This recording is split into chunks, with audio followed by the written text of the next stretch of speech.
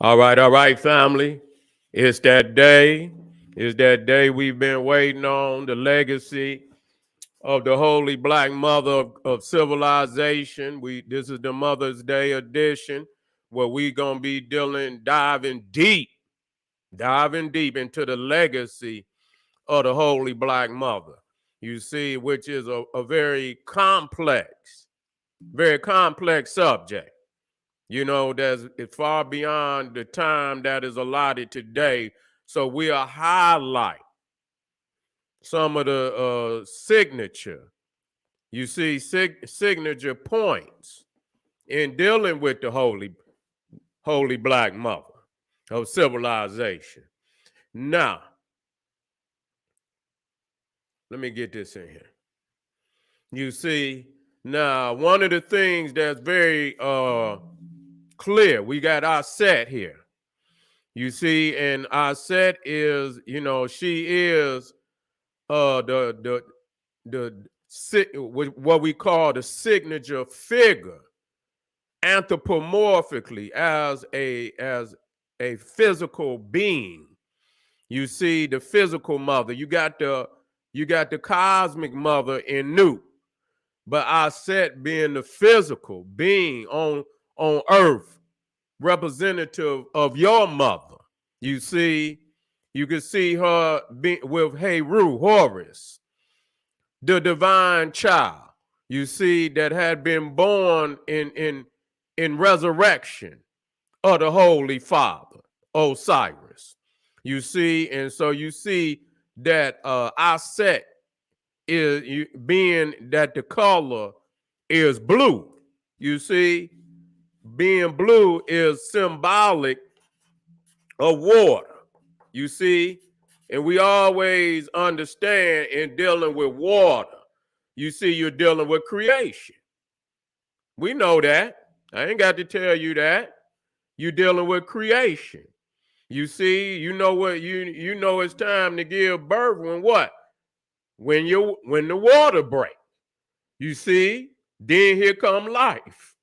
You see, and so even on the cosmic level, you see, even on the cosmic level, you see, when the water break, then comes life. Even when you talk about the Nile River, you see, we understand that when the Nile begins to flood, you see, when the Nile begins to flood, then brings the silt, that rich fertilizer, you see, that comes down the Nile from Ethiopia. And this is what gave Egypt the Eden-like, the paradise-like environment. You see, it was the rich silk that came with the flood. You see, and so we understand that also. You see, and so so we understand, and also blue not only signifies water, you see, but it also signifies the sky. You see, and so she's symbolic of the holy or the heavenly mother also. You see, she's looked at as the heavenly mother also in her zoomorphic form. In her zoomorphic form, our set is Hathor. You see, she's Hathor or Heru. Okay, the holy cow goddess. You see, the holy cow goddess, and we understand because what a cow gives, what it gives milk. You see, it gives milk, and so our set was looked at as the heavenly nourisher. You see, and so we hear a lot of times where Jesus is called the sustainer or the nourisher, and the question becomes, what is he nourishing, and what is he nourishing with? We understand that the holy mother of creation is the sustainer. You see, She is the sustainer. She's the only one that could sustain. You talking about 3,000-4,000 years ago, they didn't have no Similac or none of that. You see what I'm saying? So the only person that could sustain or naturally, because we'll get off into Ma'at. You see, we'll get off into Ma'at. We're talking about the natural code of life. We'll talk about that, the mother code. You see? And so, you know, we here and we looking at our set, we looking at Hathor as the zoomorphic. You see, the astro-zoomorphic goddess. And then you got Nu, who is also anthropomorphic, cosmological. Nu that's anthropomorphic, cosmological, meaning that she's depicted as an African woman, but she's symbolically the universe. You'll see the universe and say, so all of these goddesses is one goddess. It's the African goddess, the African mother goddess. You see, that's significant. The African mother goddess. Okay, and so you talking about Aset, you talking about Heru, you talking about Nu. You see, you talking about the hippopotamus goddess. You know, all of these goddesses are one aspect of the Holy Mother. Okay, even Sekhmet is an aspect of the Holy African Mother Goddess, because that's like, you know, that's one of her primary divine attributes. You see, is to be a mother. Okay, that's one of her divine attributes. You see, one of the others is to be a divine wife. You see, that is Aset's other divine attribute. She was the most excellent mother, and she was the most excellent wife, which makes her stand out amongst all goddesses ever created on the planet. You see, because no other goddess that I know of exemplified those attributes more so than Aset. Okay, more so than Aset. No other goddess that I know of. You see, and so we see here, you know, and you know, we'll go deeper into that. You see, we'll go deeper into that because water is, you know, and this is one of the reasons why Aset was also depicted as the serpent goddess. You see, she was also, you know, and because, you know, a lot of people receive their history from those who really don't understand how deep we are as a people. You see, so they could never look into the depths of African people because it's too deep of a well to look into. You see, and so, you know, because, you know, water is significant when it comes to creation. Many of the zoo types and animals that are connected to the water was also connected to the Holy Mother. Okay, and so was the hippopotamus goddess, and I believe. Hold on.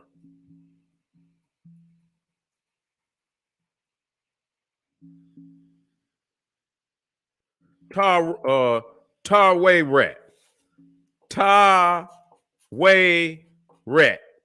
Okay, which is the hippopotamus goddess. And so she was actually, I know she was a Nubian goddess.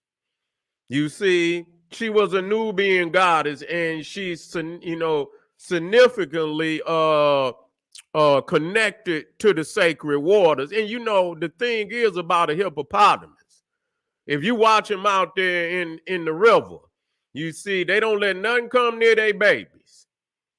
They don't let nothing come near, man. They'll snap crocodiles. They don't care what it is.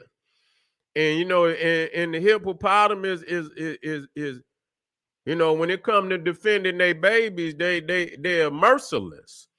You see what I'm saying? And so that's the protective nature of the Holy Mother. You see, that's the protective nature. Now you see here, you see Nut, but let me get to this one, because this one, I believe this temple right here is Kamambo. I believe that's Kamambo. And you see right there the throne. Now that's the sacred glyph of Aset is the throne.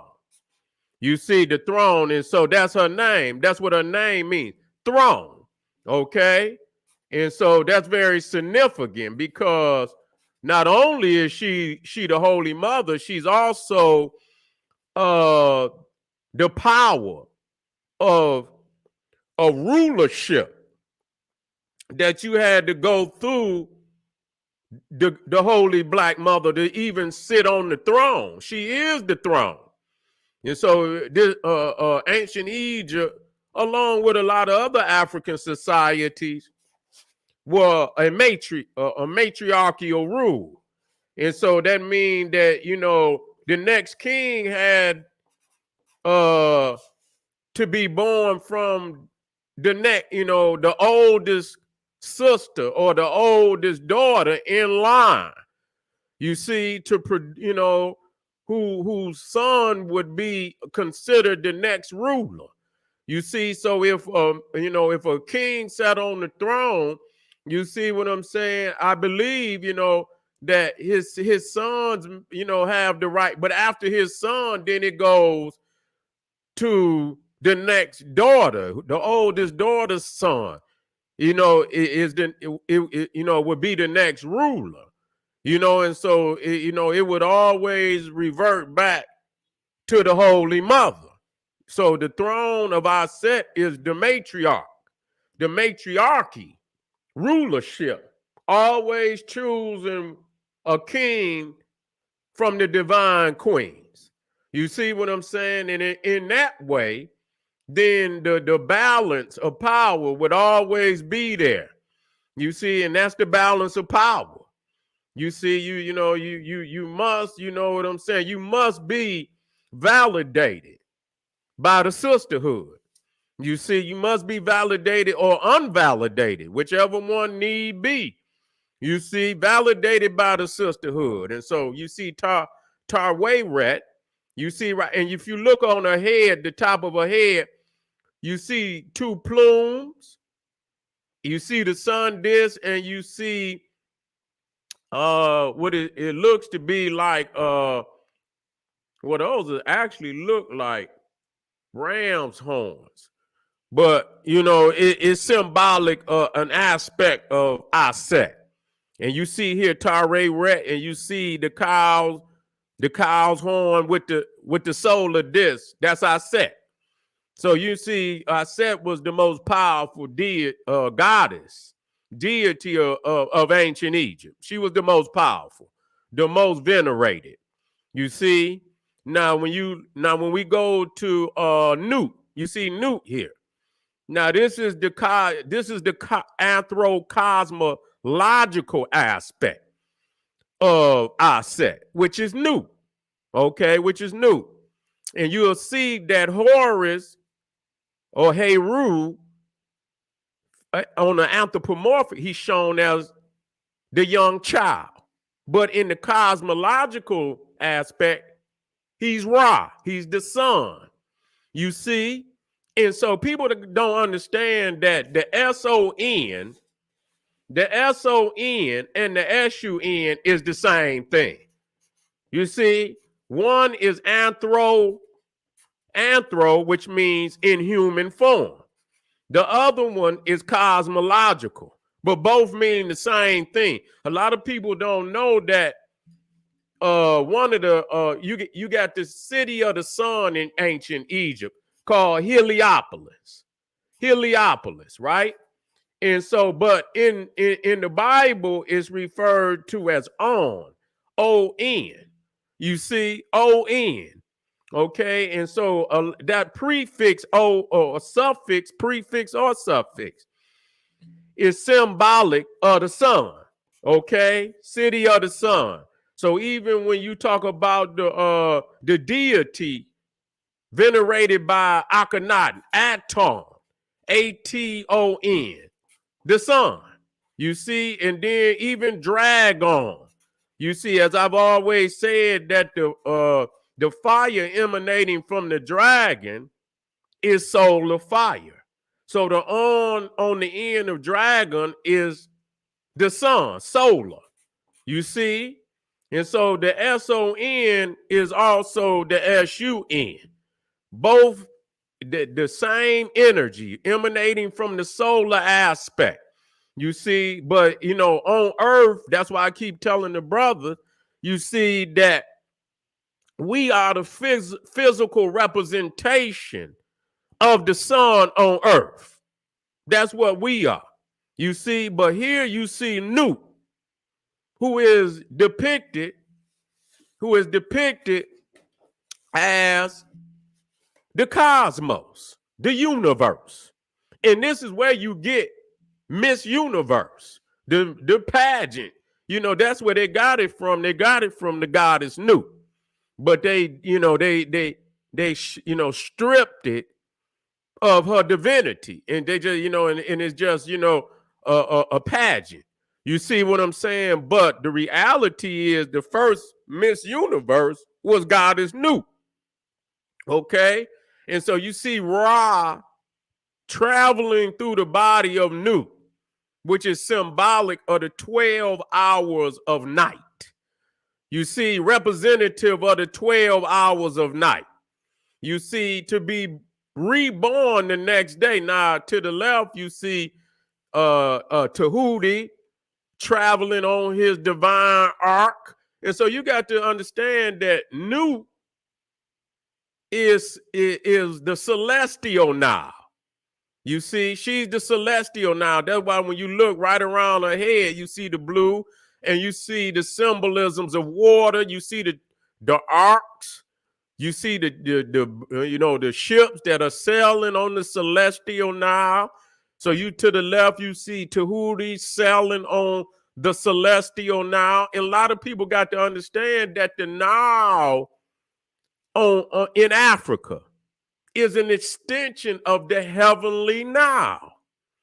You see, it is an extension of the heavenly Nile. And so you see Nu, and let me put this in here. And we understand that, you know, our ancestors knew exactly who Nu was. Understood that she was the Milky Way. I mean, when you look at the geometric form of Nu and you look at the it fits right in, you know, it is a perfect fit. So you understand that Nu is symbolic of the Milky Way, the center of our galaxy. A lot of people don't know that, but we're going to know today that the Milky Way is the center of our galaxy. And this is actually where our ancestors look to heaven. See, that was heaven in the southern hemisphere. So, you know, and so, you know, many of our great kings and queens, you see them in their serdabs. And a serdab is a temple outside of the pyramid. And, you know, where here you see the serdab, where there's a statue of either the king and the queen sitting inside of this little small chapel with a hole just big enough for you to peek in and for the pharaoh to peek out. You see what I'm saying? To see the ceremonies and rituals that are performed in the chapel. And many times the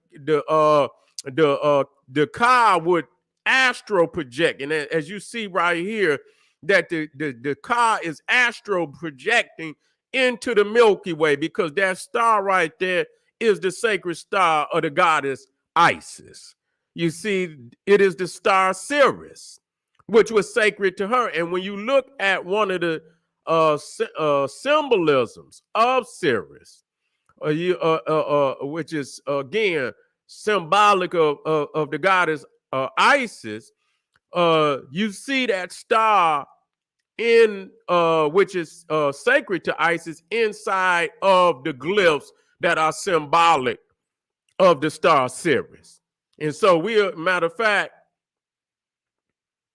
and you see here, you see on the wall where Aset has the star of Ceres above her head. Now in the Caribbean, Yemaya, is also depicted with the star. You see, she's always is depicted with the star, and she's also depicted as the goddess of water, rivers. You see streams. You see, and so very similar to Aset and Nut in some aspects, but the water, the creative force of water.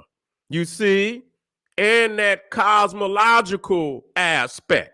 You see what I'm saying, of being the symbol of heaven, you see?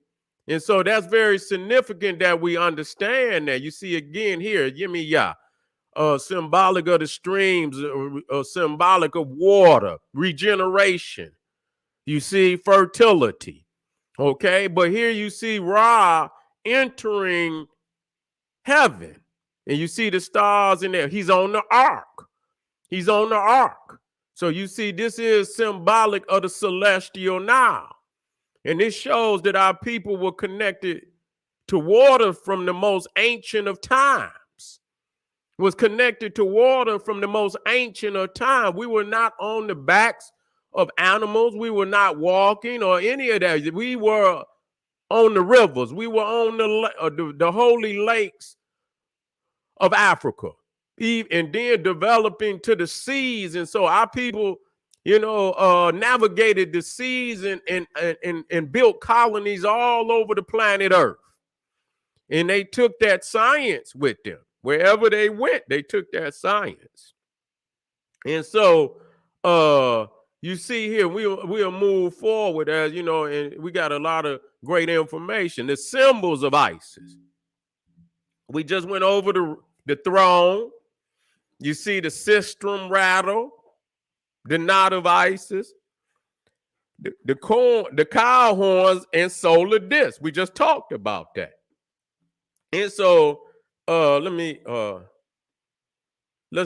deal with Heru. Let's deal with Heru from the cosmological aspect. And so you see, let me get back to Nut. You see Nut here but you see also Heru, the cow goddess also, and you see her with the stars in her belly. You see, representing again the celestial Nile. So Heru is where you get the Milky Way. You see, because it's symbolic of Heru, the holy cow, mother cow goddess. And again, you see the arcs that are traveling through her belly. You see, very significant that, and I said at the top, symbolic of the same principle, but the anthropomorphic, the earthly mother. You see, the earthly mother. And let me and so when you go into the Bible, Heru Hathor becomes the golden calf. You see, they were worshiping the Holy Mother, the Hebrews, when they was in Egypt. You understand what I'm saying? They was in there. They were profoundly worshiping the Holy Mother. You see, and matter of fact, when you read in Joshua 24, it says, and that's verse 14. Now, therefore, fear the Lord and serve him in sincerity and in truth, and put away the gods which your fathers and mothers served on the other side of the flood and in Egypt. You see, and serve ye the Lord. Now therefore fear the Lord and serve him in sincerity and in truth, and put away the gods which your father served on the other side of the flood and in Egypt. So that right there, not only did Moses was learned in all the wisdom of the Egyptians, the rest of the Hebrews, when they were in Africa, they worship African deities too. And that's very significant, because we ask them where they got religion from, and they act like somehow that God handed them everything through the sky, which we know is not true. And so when you see here, you see Hathor, the golden calf, the holy cow mother, which is many times were depicted in gold. And so this was the golden calf that they were talking about. You see, and even in the Quran, they talk about it. Even in the Quran, they talk about it. Surah 20:88. Then he produced for them a calf of saffron hue, which gave forth a lowing sound, and they cried, "This is your God and the God of Moses, but he hath forgotten." You see that? See, but he hath forgotten, and they chastised him because he tried to come out there with something new, and they got on him. They got on him, and they cried out. They talking about the Hebrews. "This is your God and the God of Moses, but he hath forgotten." You see, he had forgotten the Holy Mother whom he was worshiping while he was in Egypt. The Hebrews forgot the holy black mother that they were worshiping in Egypt for 400 years when they didn't know nothing about no damn Yahweh. They didn't know nothing about no damn Yahweh. You see? And so that's very, very significant that we bring that up. And you see again here, you see the golden calf was venerated all through Africa. And here you see her depicted as black. You see that. That's you see the flat nose, the wide nose, venerating. We already know what that is. Okay. Now, also when you talking about, because we'll deal with my eye. Now, this is showing the center of the galaxy. Now, we got to understand that the Milky Way is also the center of the galaxy, our galaxy. It's not the center of the universe, but it's the center of our galaxy. And you can see here that they have lasers that shoot right there into the center. Now, in the center where the lasers is pointing is a black hole. It is a black hole. And so this is the black hole in which science has determined the sun was born through that hole, which is symbolic of the womb of Nut. Okay, that he was born through the womb of Nut, which is the black hole in the center of the Milky Way. That's very significant. How would our ancestors know that? Thousands and thousands and thousands of years ago. You see, thousands and thousands and thousands of years ago. Now, also, because we dealing with Ma'at, we is also dealing with Ma'at, and when we deal with Ma'at, we are also dealing with divine mathematics. These are mathematics that are signature laws defining the cosmos that are exact laws that cannot be broken. They are exact laws. You see, in the order and sequence of the sun is a very significant cosmic law that has went on since creation, since the beginning of time, unabated, has never missed a beat. It's always rose, always set, and when it's set, it rises again. This is divine law. This is the covenant that they're talking about. And so when you look at Nut, she's also what the Freemasons call the royal arch. You see, the royal arch. They call it the royal arch degree. You see, now when you look at the compass, you see that the compass is symbolic in mathematical terms as the rising of the sun. If you look right there at the bottom, and you see right there, you see the star, you see the sun rising, and you see the rays of the sun.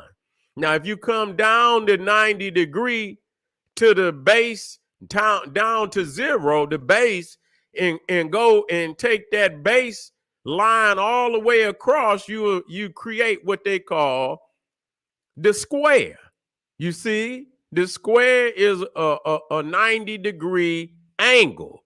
You see, and you see in there, you see where you see a slope from the latitude to the longitude. And so that's symbolic of the square, standing on your square. And to be square with somebody is to be right with somebody. Make square, be square. You see what I'm saying? And so you square up. That means you making right what needs to be done. You standing on righteousness. And so the right angle is also symbolic of the throne. So you see in there the arch and the square.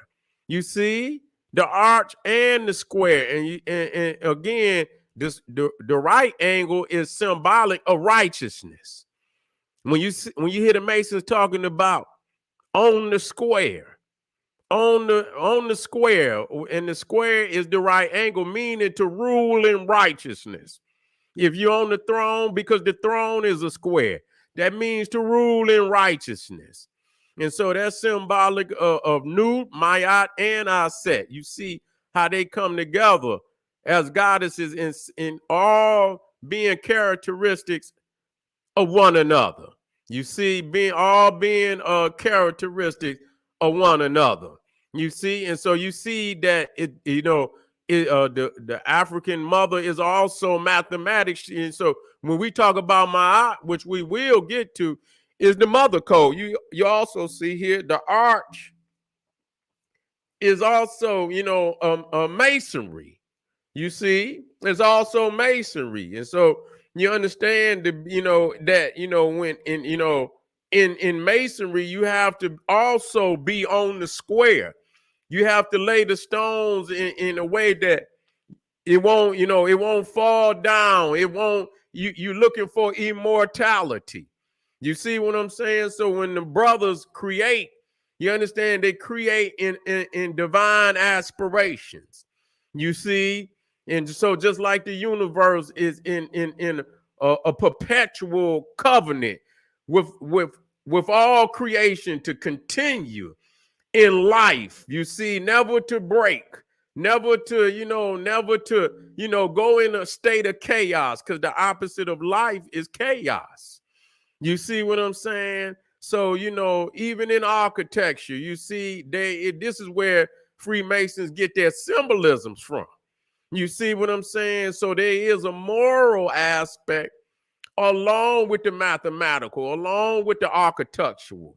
You see what I'm saying? And so in that there's the symbolisms, across the board. The divinity is across the board. You see? And so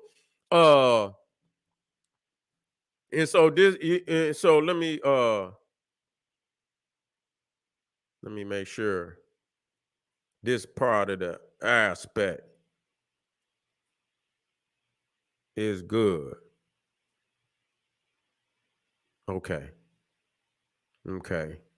And so that right there, and so I'll move. If I had to come back to Nut and Heru, I will. You see, I will. And so we're gonna move down now. Let's deal with Ma'at. You see, we're dealing with Ma'at.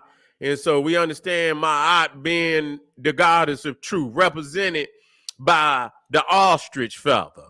You'll see little statue of the African goddess right there with the Ethiopian ostrich feather. You see, which is in the symbolisms all across Africa, where they wear the feather in the top of the head. You see, but that is particular when you look at the feather in Ma'at's head. That's the Ethiopian ostrich feather. And so that's very significant in pinpointing her origin. You see, and you see right here, the brother is upholding Ma'at. He's upholding Ma'at. You see what I'm saying? And this is what we must do. We must uphold cosmic order. We must uphold natural order. We cannot go into a state of chaos. And that's what this world is in right now. It's in a state of chaos.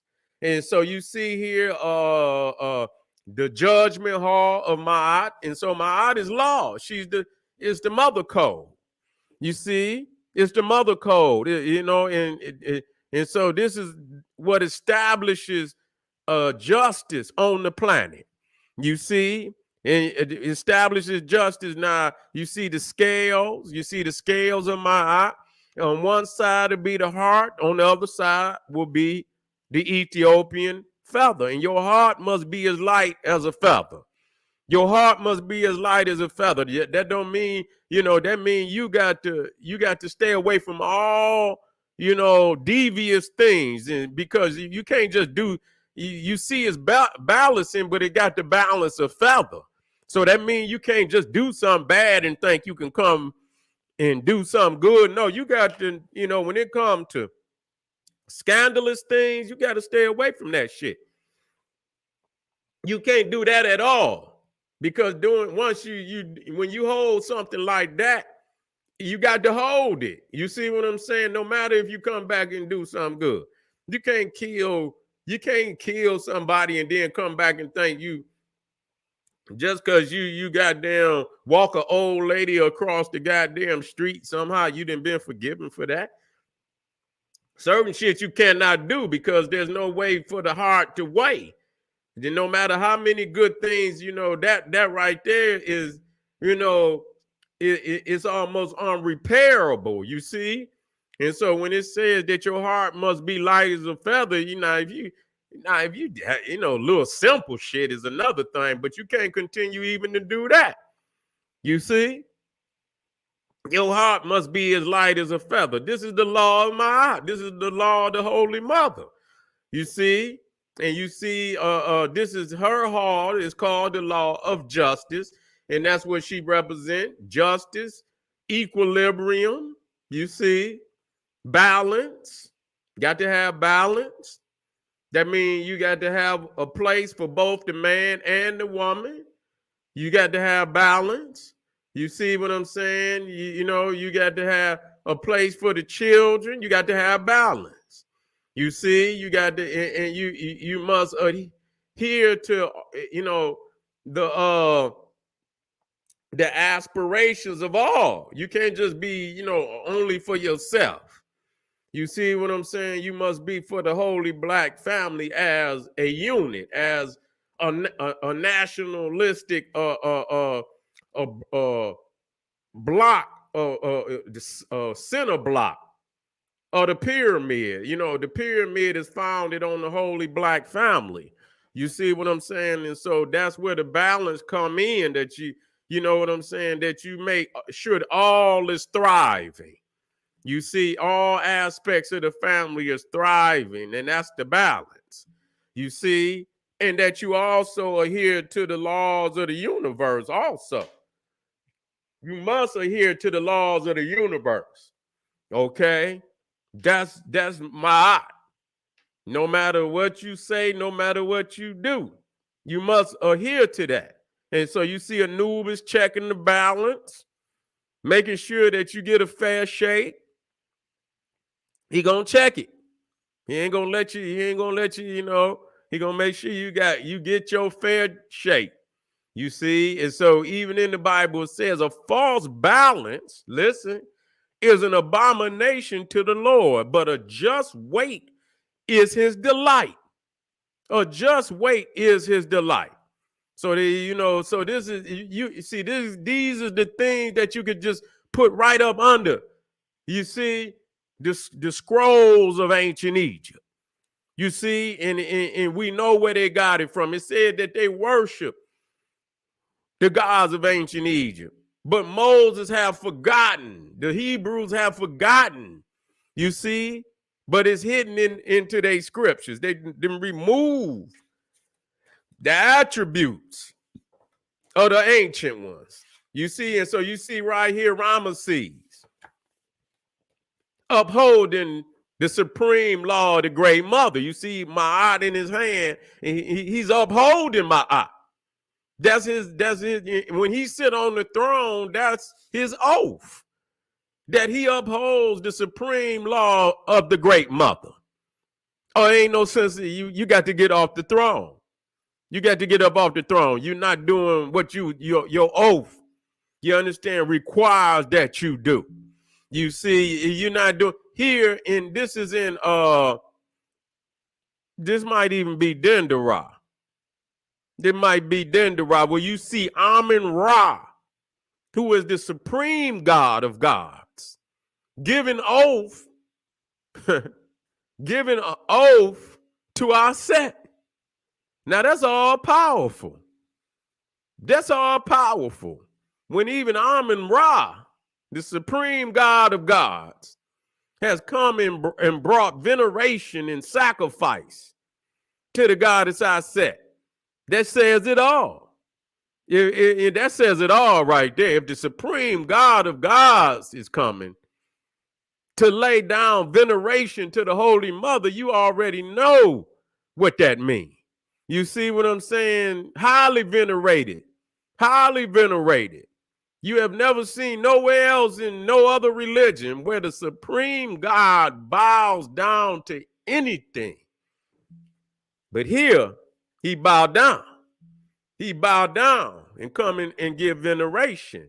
And you see here where Nephthys and Isis crowns you king. You come in and they crown you. You see? That's where your coronation or coronation, or where you are made king.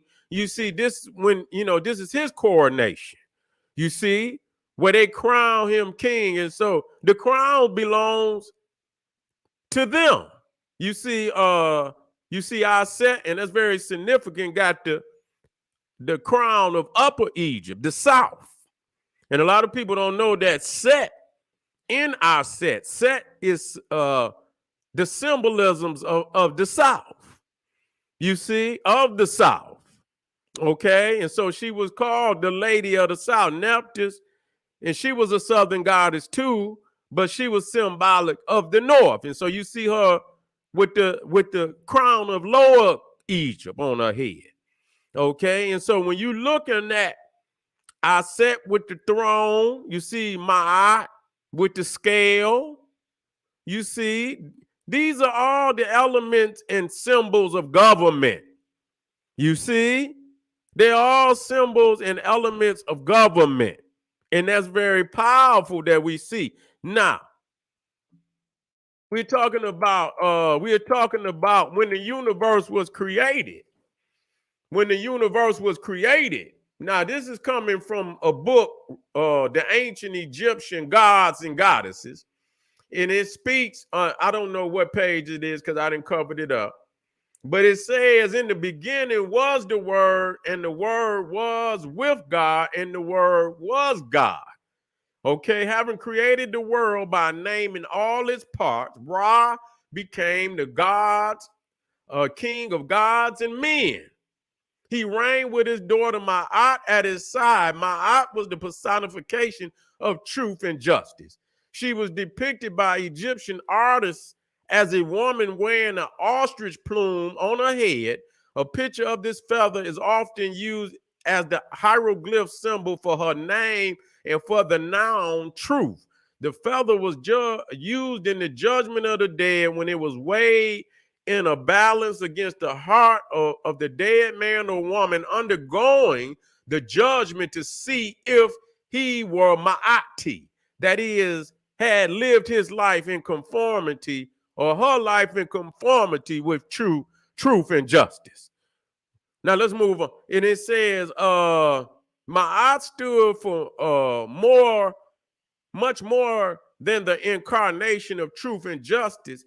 Listen, it stands for the divinely appointed order of things, the divinely appointed order of things, not what you want, what you like, what you think, what you might aspire it to be. What is, because everything that when it was brought into creation, it was given a divine definition. Okay? It was given a divine definition. You see, and that is the divinely appointed order of things. We're talking about the sun. It rises, it sets. It rises, it sets. It's never broken up an appointment. It has always done that. Now, it very well may be an eclipse or something of that nature, but yet it is still there. It is still rising. It is still setting. You see what I'm saying? And so that is the divinely appointed order of the sun.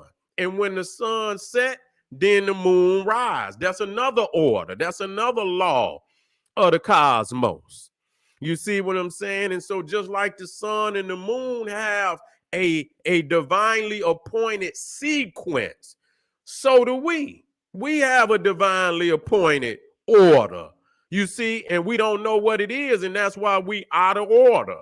You see, and when we out of order, it's no different than the sun or the moon being out of order. We have to be in order for it to be harmony within the universe. If we're not in order and we're not in our divinely appointed position, and now we got the Cro-Magnon Neanderthal who is barbaric.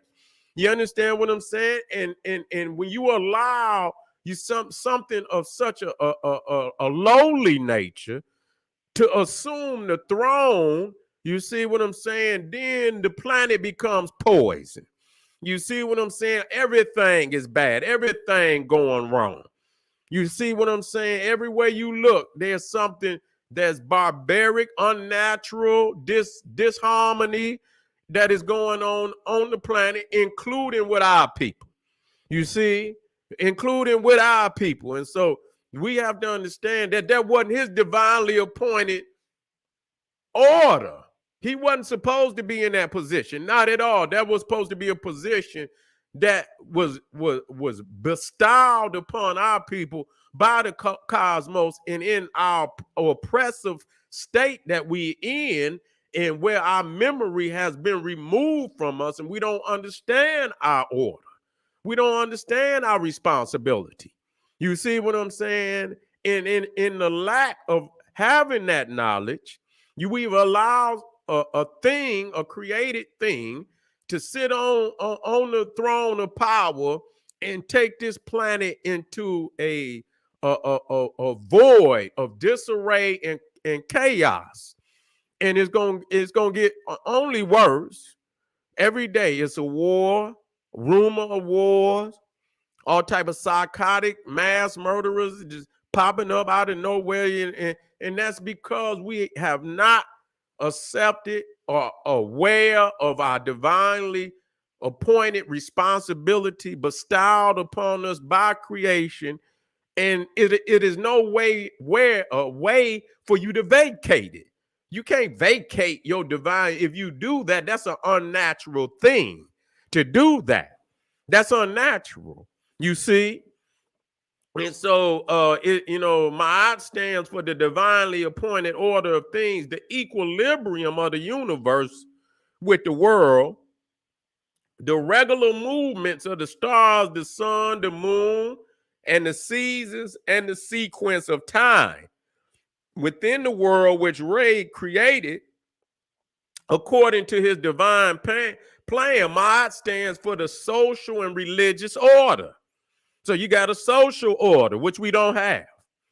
Killing each other and everything. And religious order, we don't have that either. Because you can look at the neighborhoods and you can see the deplorable state of the neighborhood while the church on the corner, that's no order. See, there's got to be a balance between the house of God and the house of man. It got to be a balance. You can't be so much in that house where your goddamn community just fall apart. There's no balance in that. There's no ma'at in that. And so while the so-called Church of God sits on the corner, pillaging economically the people in the community, and you see the community falling apart. You see what I'm saying? that shows a state of chaos. We're in a state of chaos. And so that's not religious order. And the relationship between man and man, woman and woman, man and woman, and the gods, man and the dead. So all of these relationships, you see, there's an order. There, there's laws that govern those relationships so that we don't fall apart. You see, it fell apart. You got brother killing brother. See, don't understand that relationship. You see, you got man, brother killing his own sisters. You see what I'm saying? Sick. He don't have no order. He's in a chaotic state of mind. Kingship in the person of Ra and order in the person of Ma'at came to earth at the very beginning. So we've always been in a state of kingship, of government, you see, of community, of law. You see what I'm saying? And so that has always been so this is what they're saying, that there's never been a time when we were not there was never a time when we was without government, where we was without law and order. You see, thus the creation of the world was simultaneous with the creation of kingship and social order. So we've never known no time when we were not in rulership, and that we did not have control over our communities until the modern times. You see, until the modern time. But it says, however, chaos was an ever-present threat to the existence of the divinely created order. Ma'at, the mother code. Only by practicing Ma'at could the Egyptians preserve the harmony of the universe. This belief was the basis of Egyptian religion. Okay, it was the basis of Egyptian religion. And we understand sequence, a particular order in which related events, movements, or things follow each other. Listen, a particular order, not any kind of goddamn order, a particular order in which related events, movements, or things follow each other. It ain't about are we equal? That ain't necessarily order. You see what I'm saying? Is we in sequence?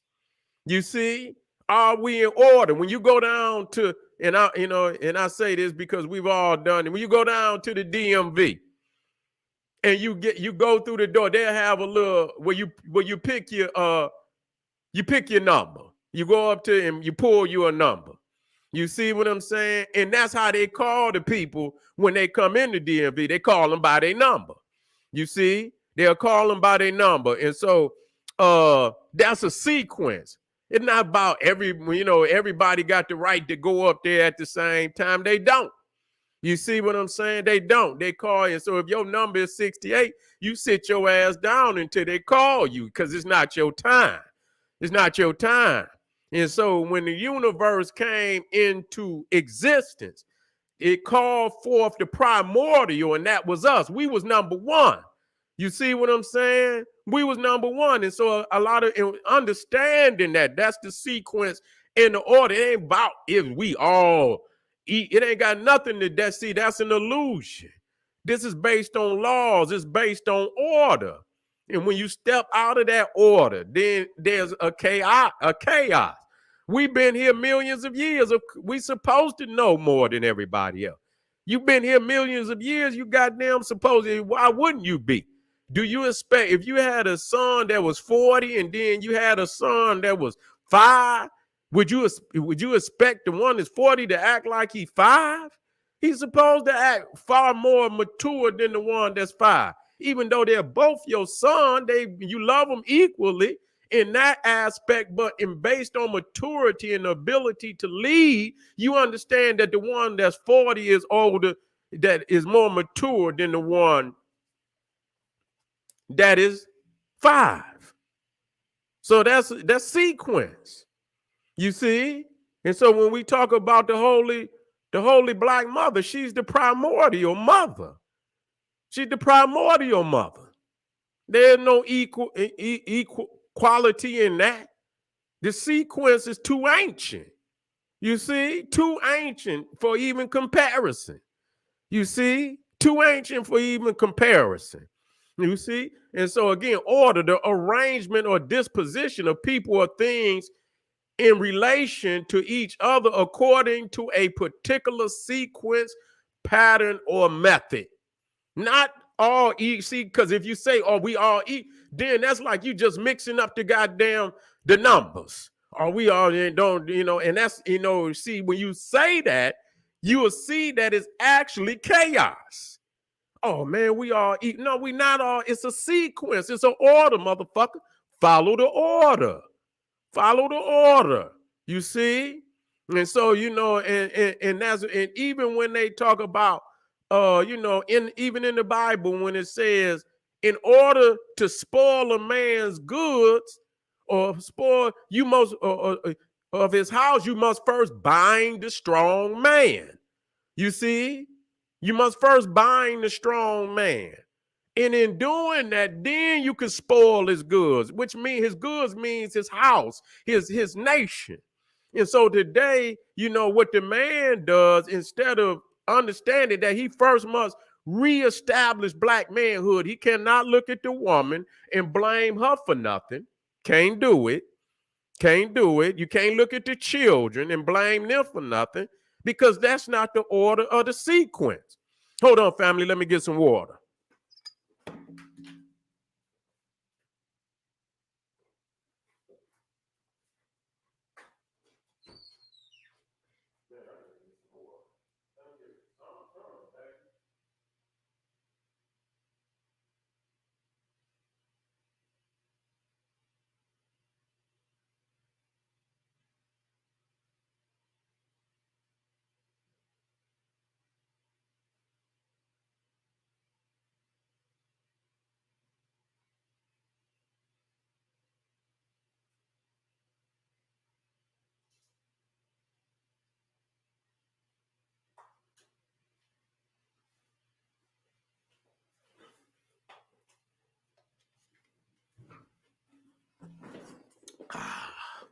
Back on deck. Back on deck. Let's see if everybody, if anybody new is here. Okay. Okay.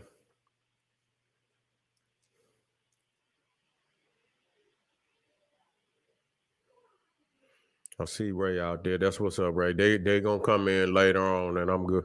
I'm good with that. Everybody out there getting their gifts, and so they'll be in here later on to see it. They'll be in later. Let's get back to this. Okay. Nah, this is very powerful, because this is a pre-dynastic statue of ancient Egypt. You see what I'm saying? And you just see it, you see Diana, the diva. You see the original diva. And with all, I'm the goddess. And feel the power. You see, here's the goddess. You feel the power. And so you see that the energy is an ancient energy, and is profound even into today. And you see the statue pre-died 3,500 to 3,100 BC. Now, when you come down, you see the traditions of the sisters that's still here today. You see, as you see in ancient Egypt, where they carry many of the things from the market and on their head. I don't see how they do it, but they do it. You see, and the balance in that. You see, so the tradition, the ancient sisterhood of Africa, is still here. It ain't went nowhere. And you have to watch them, because they was envious of the power of the Holy Black Mother. They chiseled right on the walls. You see, and as they chiseled on the walls, they chiseled in our minds. You see? Yeah. And so anything that showed her divinity, they chiseled it out. You see, because they could not accept that. They could not accept the high veneration that we had for the great mother. You see, and so now all over Europe you find graves with the Africans buried in the fetal position with the small African goddess figurine clutched to their breast, to their breast. Okay, and so what we're showing you here, the fetal position, meaning that in the ancient times they saw that they was returning back up into the Holy Mother. When you buried to the fetal position, you're being placed back up into the Holy Mother. When you place down into the womb of the planet Earth, you see what I'm saying? In the fetal position, to be reborn into heaven, into the cosmos. So this was the first deal, and these were all over. You see, all over. You find these fetal positions. These are the African burials.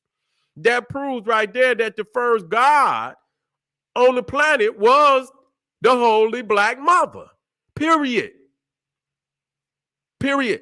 You know, even the Venuses that you see, these are the oldest statues of a god on the planet. The Venuses, which we'll say Isises.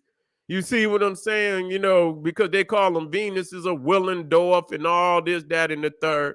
Now this is Tel El Mura. Okay, now this is down in the Delta region. And you see again, buried in the fetal position, buried into the womb of the Mother Earth. Okay, even Narmer, the earliest kings of ancient Egypt, were buried in the fetal position. You see, to be reborn in through the womb of the great cosmic mother, just like Ra, into Amenta, into heaven. You see, and these burials were found all over, and these are the most ancient burials.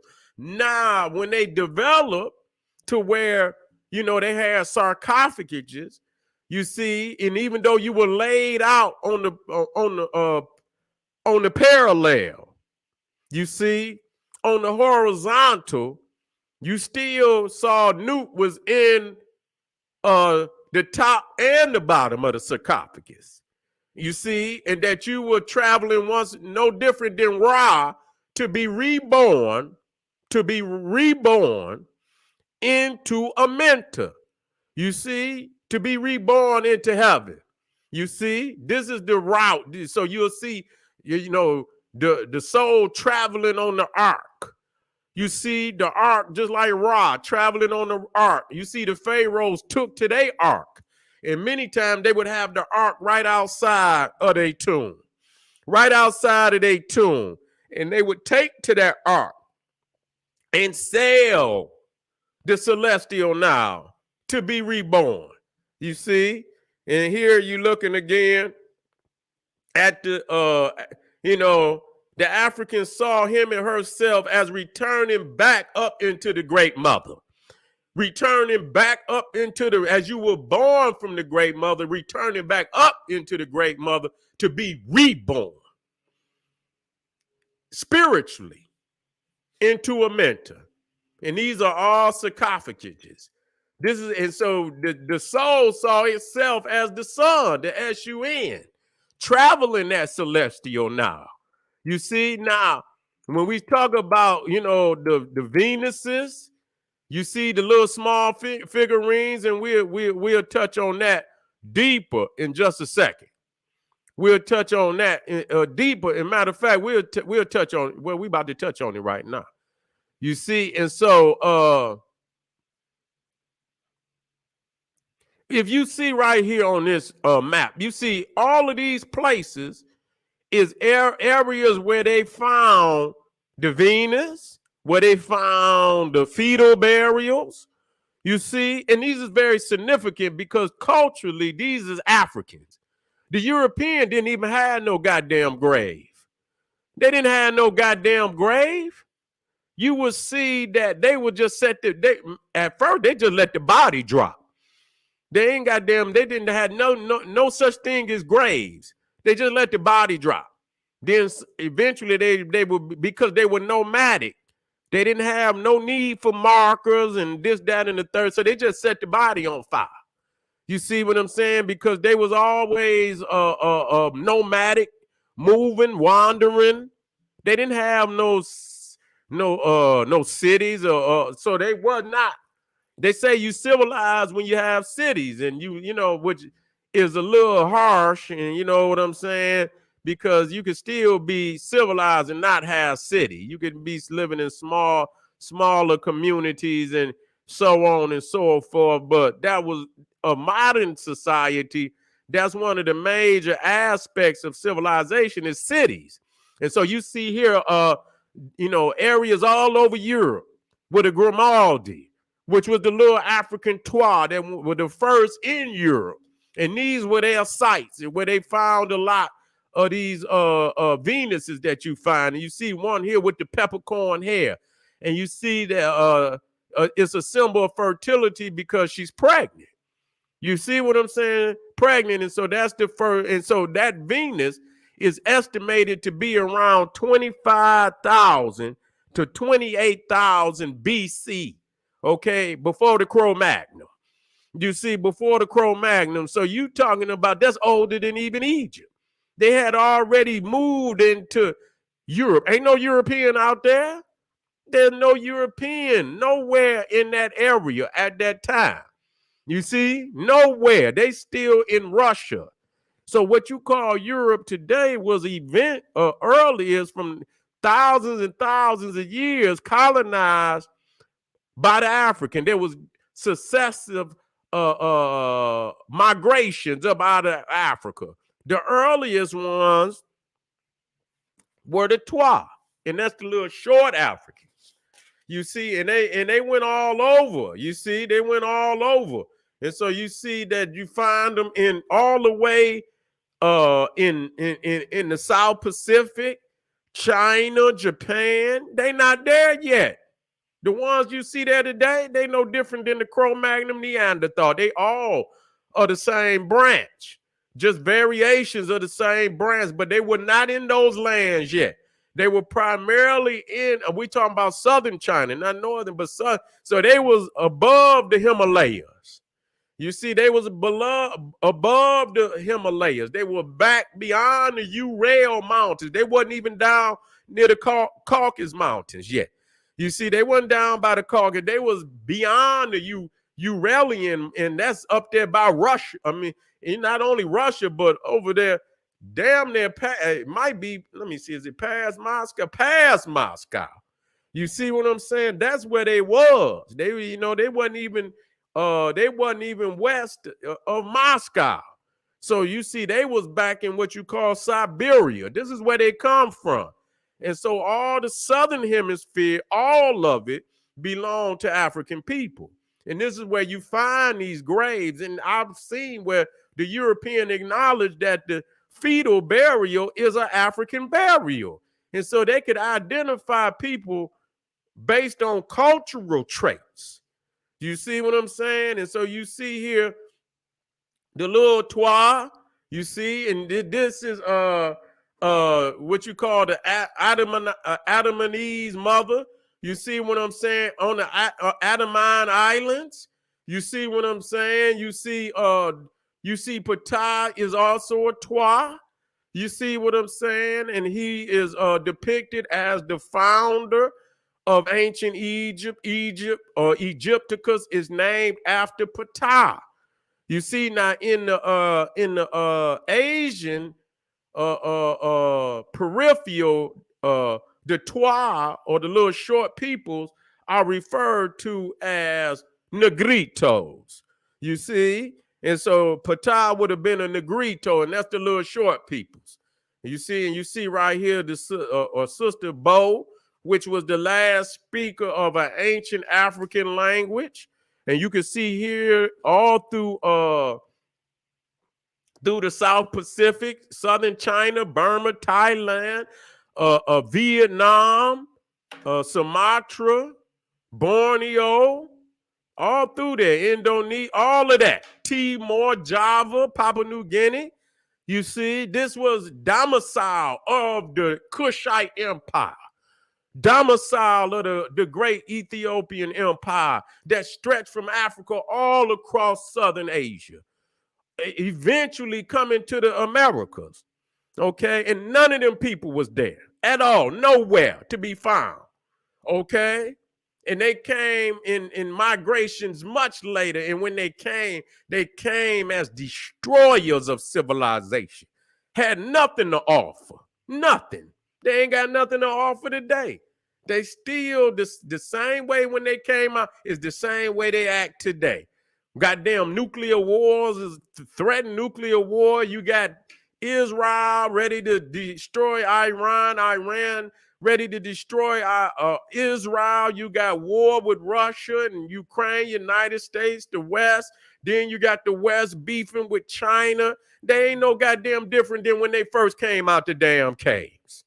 No damn different. The world is in more threat today than it's ever been, because people that ain't got shit to do with it is still, in threat of annihilation, and they ain't even got shit to do with it. You got sick motherfuckers that coming out just shooting anywhere, goddamn anywhere. So they still got the barbaric caveman sick mentality, but today they are more technologically mechanized, which makes them even more great of a goddamn threat today than ever. You see, ever. You see, and so we talking about now this particular Venus was found in, I believe, Czechoslovakia. You see, and it's over 29 to 25,000 BC. This is the age of the Grimaldi. Goddamn European got no records or nothing at that time. You see what I'm saying? They had no place. And so when you go to Egypt, you can see that even, in Egypt, they got, the fertility dolls, even in Egypt. And you see this one blue, it's symbolic of water, creation, fertility. You see what I'm saying? You could see, that she's symbolically pregnant, you see, in which that's fertility. You see, that's fertility. And that's what people venerate. You see, being, to procreate, to produce children. That's what you're here for. What you're here for. To do what? To die and leave no legacy. You see, that's not the natural order. Now, people design their lives today based on the new social order that's designed by man, and we in a specific man. You see, and so you don't it oppresses you to make unnatural moves, not based on what's right or what is divinely appointed, but based on the social order of man. If you ain't got your goddamn money together, then you might die without a legacy. You might die without an heir. This is a couple more. These are also fertility dolls, one in Bulgaria. These are but they're still African. They just show you even at 5,000 BC, still African is in Europe. This is the Chinese, the black Chinaman, fertility doll. And this one right here, which is very critical. You got to really study this one. You see, this Venus right here is 25, and they say this is the earliest known realistic representation of a human face. And you can see it's a prognathes jaw. You see what I'm saying? That's a prognathes jaw, meaning that's an African jaw. You see the African jawline. And so we have to study prognathism, which is attributed to African people. You see what I'm saying? It's a certain type of, matter of fact, let me get that in there. Now, matter of fact, I ain't gonna look for it. But when when I saw the hair, they supposedly found this one in I don't know if it was in the area of France. Now it's 25. Now you look at the hair and you can see that that's the traditional Egyptian hair, like braids. You see what I'm saying? You can look right there at Amos Nefertari. Now, yes, that was in France, and it was from 30 3,000 to 15,000 BC. And you can see that she got the same hair and braids as Amos Nefertari that ruled. Now, they're saying something. How old is Egypt? You see, how old is the Nile Valley for real when you see this? Because that's undisputable right there. You see, that's undisputable. They trying to say Egypt started around 3,000, and here you see an African woman. You understand what I'm saying? In the area of France, around 30,000 to 15,000 BC. They got Egypt starting around 3,000 BC. So that's at least 5 times older than anything in Egypt. And here it is, you see a woman in France with hairstyles from ancient Egypt. That's unbelievable. You see, and I know they see and they want to stay hush hush about it, but and so when you to show you what prognosticism is, when you put it next to the Sphinx, you can see. Matter of fact, let me see if I can get prognostis.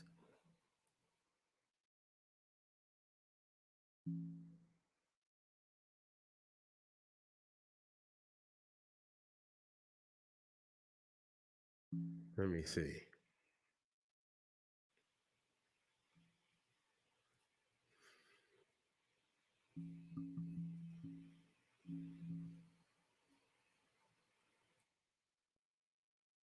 Let me see if I can get a picture.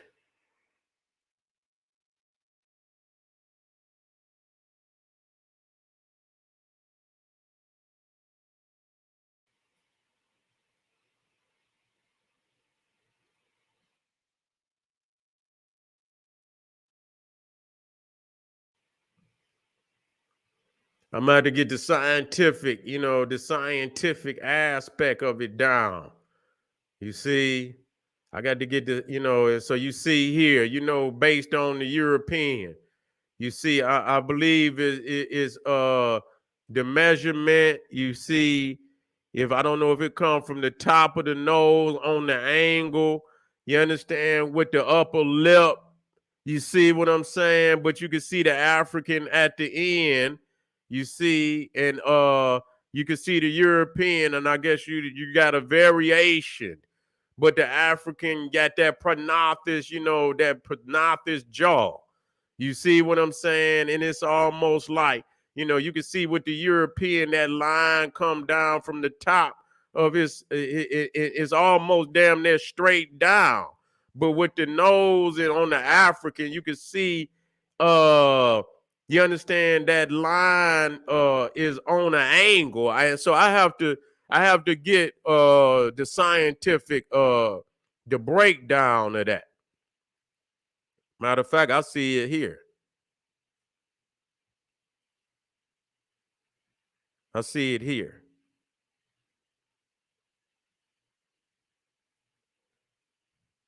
God damn, look at that beat. It look like Big Bird. You see? And so I'm gonna get the let's see what the definition of that is.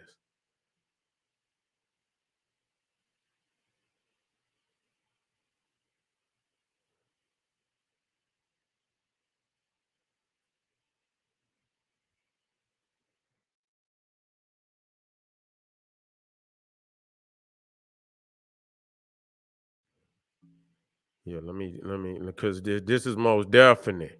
You see, this is most definite. Let me, and I don't want to spend too much on it.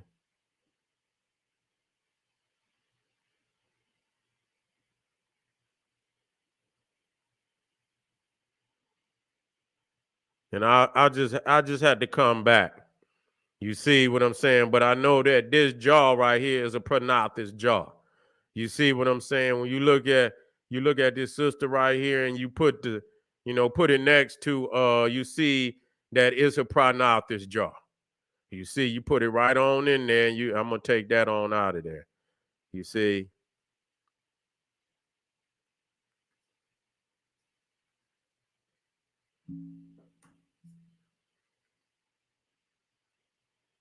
It's a prognostis jaw. It's no doubt about it. You see, it's an African. You know, it's an African, and it's based on that line. You know what I'm saying? Them European got them beaks and shit like that, and so we understand. So when you look at it compared to the Sphinx, which is also a Prognathes jaw, they know exactly what that means. They not stupid. You see, now when you go to ancient Egypt, you also see the wigs right there prove that the Egyptians had coily, spirally hair. You see, and you can see, you know, you see the wigs in there. Now, obviously, at a different time, there was in the lower regions there were probably some vagabonds that got in there, and so you might see in that area. But the dominant of the Kushite in the south, you see, was, and you see here, that is hair from African people. You see what I'm saying? That's woolly. That's, you understand what I'm saying? And you can see on the walls the same style of braiding the hair, which is they doing. You can even see the pin that's in the hair.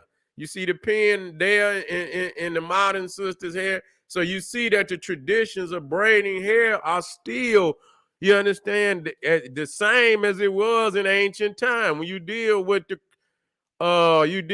crown of Upper Egypt. Wow, you see, you got to understand hats and things of that nature are designed based on hairstyle. If you got dreadlocks, you ain't gonna put on no damn baseball cap. That shit ain't gonna work. You see what I'm saying? You had to put on a hat that that's conducive. You see what I'm saying to the style. You see, and so you see here that many of the crowns were designed based on the hairstyles. The crowns of ancient Egypt were symbolically the crowns of the queen mother placed on the head of the king to give him authority. Did you hear that? The crowns of ancient Egypt were symbolically the crowns of the queen mother placed on the head of the king to give him authority. Okay, we got to be clear about that. Now, we talking about Amos Nefertari. You see the matriarch of the 18th dynasty. You see, the matriarch of the 18th dynasty, which most people consider the greatest dynasty of all of ancient Egypt, and some consider it the greatest dynasty in all of world government. Okay, you see, took heights, African fashions to heights never seen before. The most powerful woman in the ancient world, and you can see she's cold black. You see, and that hurt a lot of feelings. And you see here, if you go into the pictorial Bible, I used to have that children's pictorial Bible, and you got a dusky brown woman with a cracker baby Moses, and you can see she got the crown of Mut on her head. Now Mut is the vulture goddess, and she was the supreme goddess of the 18th dynasty. Matter of fact, she was the supreme goddess even in the Middle Kingdom, because she's the supreme goddess of the Wasetians, the Theban Africans. And after you had Ptah, who was the Memphite god. You see, of Memphis, and he was the first supreme god of Egypt. But after Ptah, then came Amen, then came Mut. You see what I'm saying? And Ptah still was highly venerated, but Amen became the supreme deity.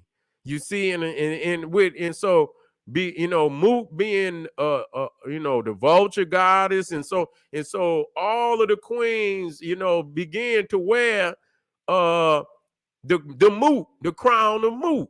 Now you see right here, I don't know what this is. You see where they didn't went in there and stole old thieving ass Elizabeth Taylor, then stole the crown of Mut from the goddess. You see right there, mother goddess Amos Nefertari, then took and stealing and continue to steal.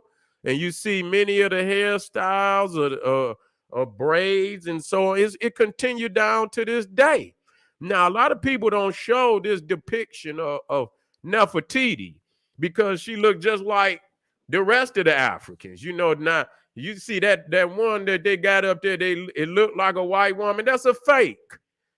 You can just go and kick that shit on over and do yourself a favor. You see again that even the crown of Amen was also a crown that was depicted of hairstyles.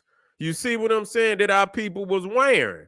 And so you see the crown of Amen, and then you see the hairstyle to the right. You see what I'm saying? The hairstyle to the right. And you see how it's going on a diagonal. You see what I'm saying? And that's the same way the crown is held in a diagonal. You see? And you see right here, this hairstyle coming. And you see they put that wrap on the head that's how you get the elongated head. You see, they got wraps on them, and they keep that wrap on their head, and eventually that you know, especially if you're young, it'll shape the head. You understand what I'm saying? In a elong. And so when you go to Star Wars, I forget which one that is, and they done stole the hairdresser of the African. If you didn't know that, that's what it is. They done stole the hairdresser of the African. We got to get on them about this shit. Look at this, the stretching of the neck. You know, you know what I'm saying? But she ain't got that shit on like it's supposed. You know, she just faking. You see what I'm saying? And so even what they call the Bantu knot, what you get, the Buddha. You see what I'm saying? I've been trying to tell y'all, you ain't no goddamn Asian gonna do their hair like they ain't even got the ability to do it. You understand what I'm saying? You've never seen, even to this day, where they would do their hair like that. You see what I'm saying? So they know good and goddamn well that's not them. You understand what I'm saying? The Naga Kushites, you understand, preceded all them peoples over there. Thousands and thousands and thousands and tens of thousands. Let me quit it. Tens of thousands of years. You see, again, you're looking here at the headdress of our sisters from South Africa.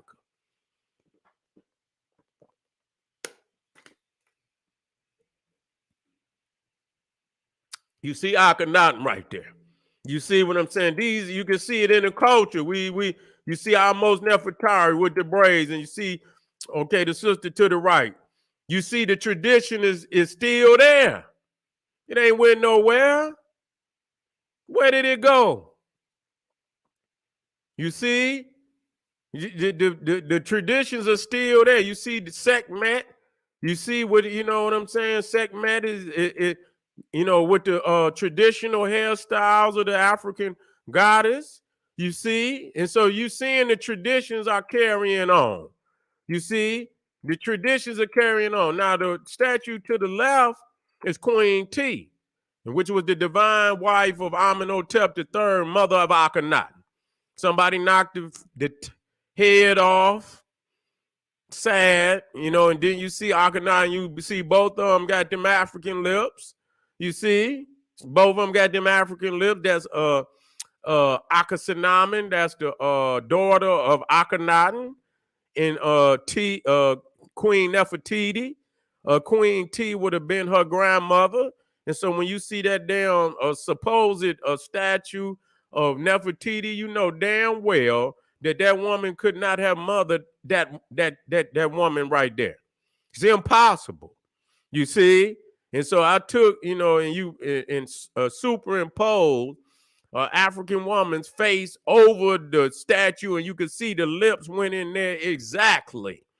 You see, not missing a beat. Not missing a beat to show you that those are African lips. Ain't no damn doubt about it. And we talking about Aset as the Holy Spirit. Not Heru. The Holy Spirit is Aset. Because a lot of people don't know that Aset is also depicted as the falcon. She receives the holy sperm of Asaru. He had passed on as the falcon, and you can see right there the throne next to her. You see the falcon, and so this is the first immaculate conception, the world's oldest immaculate conception. This is the temple of Abydos depicted dedicated to God Osiris by Pharaoh Seti and his son Ramesses II of the 19th dynasty. You see? And so once you see that the falcon is also our Set, you see right here, and you see Mary. Mary was never a goddess. She ain't one now.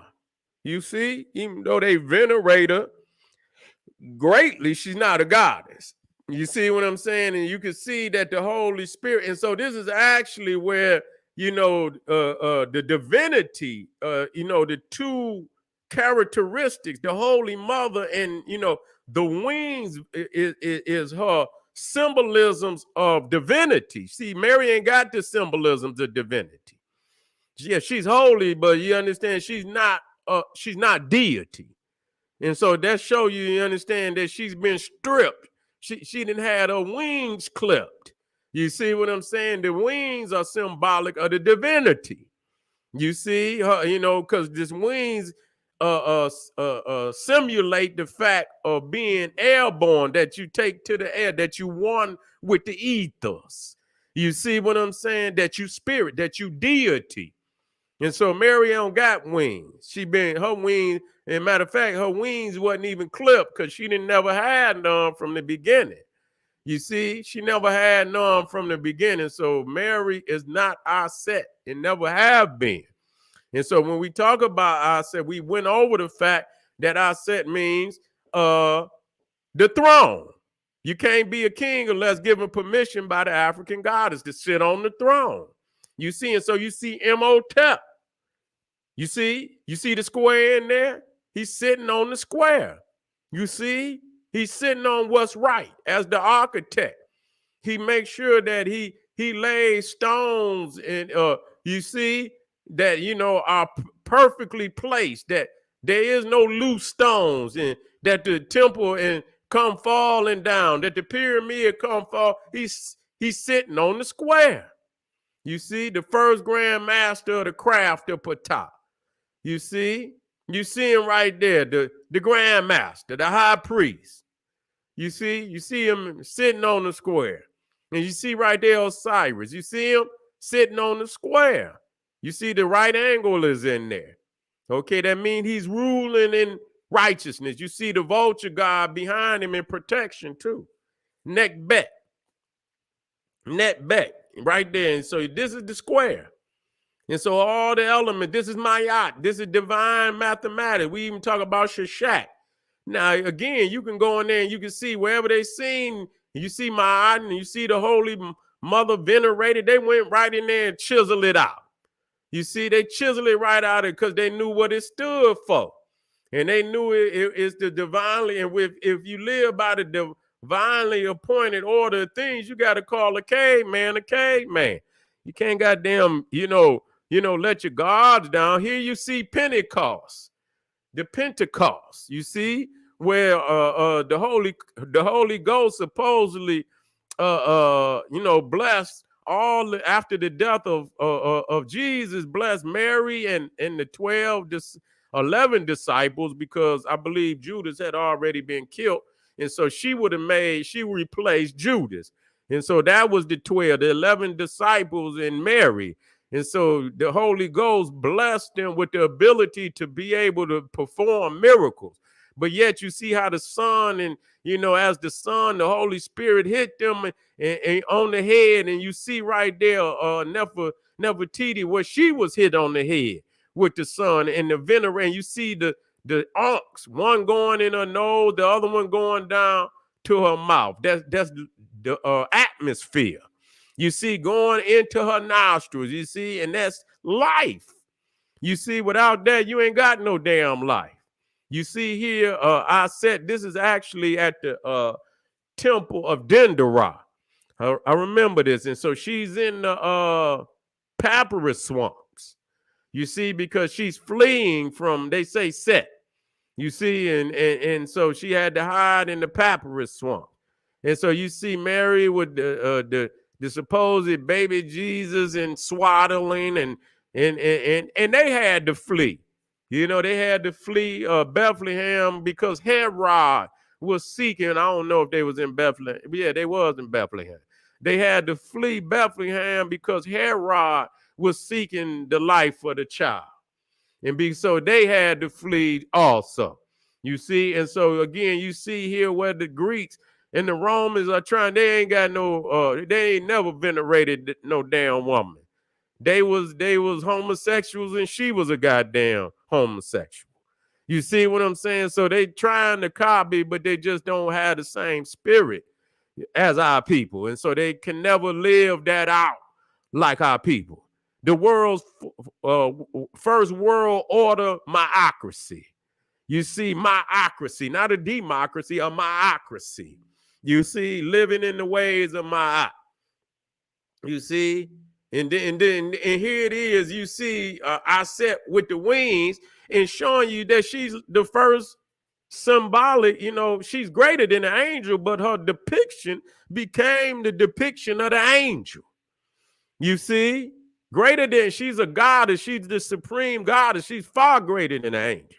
But the symbolisms of the guardian angels, the goddesses of ancient Egypt became the depiction of the angel. Now, if you go into the Quran, it says angels do not take the form of the woman. Yeah, do you hear that shit? The one who believes that the angels are female is blasphemous.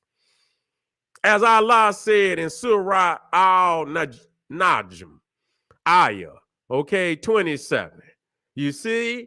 And so that's what the Quran, that's how we know. And then you go and see right there, they prostrate in model the African goddess Aset, prostrating, taking on her prostration, taught them how to worship, showed them what religion was.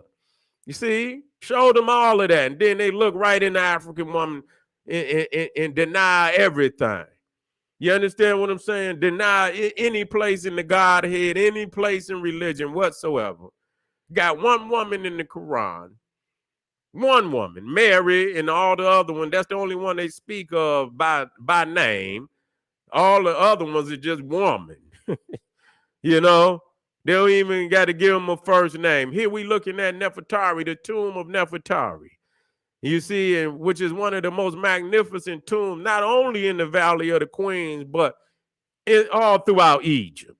You see, and so you see, so this became the depiction of the angel. Okay, the first guardian angel was the African goddess. And so they took that, and this is where you get the Ark of the Covenant, where you got the two angels on the top with their wings connect.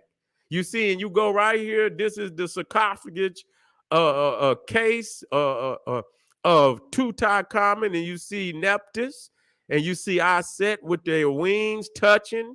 You see as a symbol of protection over the body of Tutankhamun. You see here the four goddesses on each representing the cardinal points of the sarcophagus, touching, protecting, being a protective barrier for the great king to guard him as he moves through Amenta until he reaches the holy heavens. You see, they're the guardian angels. And so this is where you get the Ark of the Covenant from. You see, this is where you get the Ark of the Covenant from. And so when you start talking about the first the Holy Family, Asa and Aset and Asa, in which they, modeled, the earlier Europeans before even Mary and goddamn Yahweh. You had what's her name? Damn it. Diana, which was a black, what they depicted as black. You see, and then you see in there in what they want to call St. Peter, but ain't nothing but Saturn. You see, and so they became the models of Osiris and Osiris until they just stripped them and it's totally, you know what I'm saying, albino. You see what I'm saying? Stripped them totally albino. It was a process, and it's still a couple of more processes in there long before you get to any Jesus. That's Serapis. That's Serapis in the Cro-Magnon Isis. You see, and again showing you the Aset and Neptus, the the original Ark of Covenant, the original Ark of Covenant. You see right here, Aset giving life to the Pharaoh. You see where she put the Ark up into the laws. You follow the laws of the divinity. You follow the laws of the cosmos, giving life. You see what I'm saying? Breathing, giving them the coordination of crowning you king, baptizing you. You see? And so when we get down here, we look at the temple of Philae, the temple of Aset. I was blessed to go here 3 times, and much of what Christianity they found here on these walls. You see, matter of fact, they even tried to turn this temple into a church.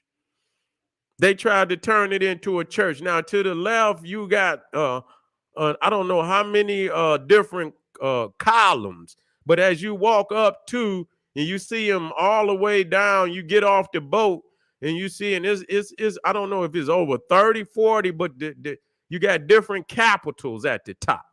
And so it show you all the different capitals that you find on the columns of ancient Egypt. You see, and so at one time, this temple was underwater. This temple was underwater. You see the 2 lions in front of the temple too. That's where you get the 2 lions in front of the Chinese temple, Japanese. This is where they get it from. You see, this is where they get it from. You see, this is actually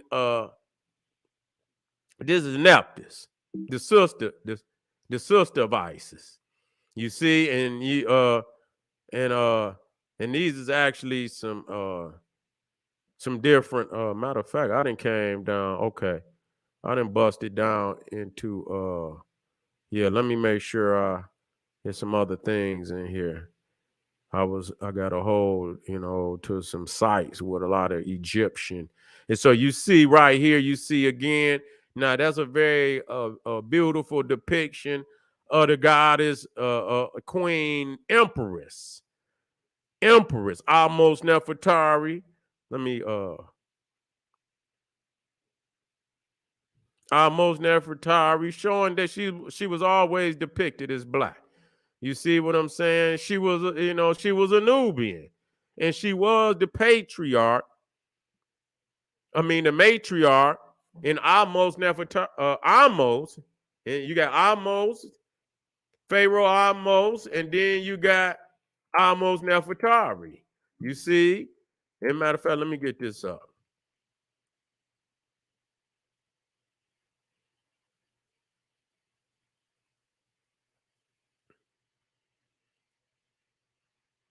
Okay. It's a powerful presentation. Okay. And so with Ahmose Nefertari, you got to see here, you see her reign, and his Ahmose the first reign was around 1549 BC. You see around 1550 BC. They are the liberators. You see that this is when you call the new empire, and some foreigners had come upon the land and had stayed there for a minute. So the Africans took to a revolutionary war to free Africa. You see, and so it was in the 18th dynasty where they pushed them all the way out of Africa. Not only did they push them out, they went into areas such as today, which would have been, which is today is Israel, but in the ancient time, it would have been Canaan. It would have been an extension of Egypt. And so they fled Africa and went into today what is Israel, and they went right in there and chased their ass, and took, and not only did they conquer all of Israel, they even went up into southern Russia. They chased their ass wherever they went. They chased them. And so you see that that sister, that dark-skinned sister right there, almost Nefertari was the great grandmother of Hatshepsut. You see, we had to. So when we start talking about Africans, we got to say what it is. Not only, and she was also the great grandmother of Tutmos the third, who was the greatest ruler.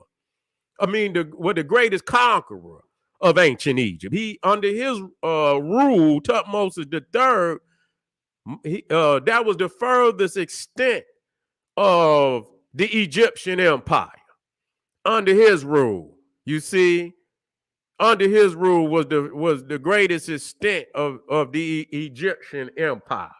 Now, so we got the timeline in here, and so that we can see, from Ahmose and Ahmose Nefertari, the different children, and you can see that Tut was the great grandson 17 times. I mean 7 times. So he would have been great, great, great, great, great, great, great grandson of Ahmose Nefertari. So you had to put them 7 greats in there. You see, Tutmosis the third was 2 greats. You see, matter of fact, was it 2 greats? Son, grandson, great grandson. Okay. Tutmosis the second, great granddaughter. That's right. That's right. That's right. So Ahmose Nefertari was the great, and Tutmosis the second was, well, that's Tutmosis the third. That wasn't her brother. Wait a minute. Her brother was, okay. Tutmosis the third.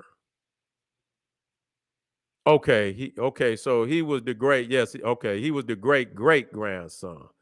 He was the great great grandson. So her brother, Hatshepsut was Tutmosis the second. I got them mixed up a little bit there. Okay, and so you can see also another depiction of,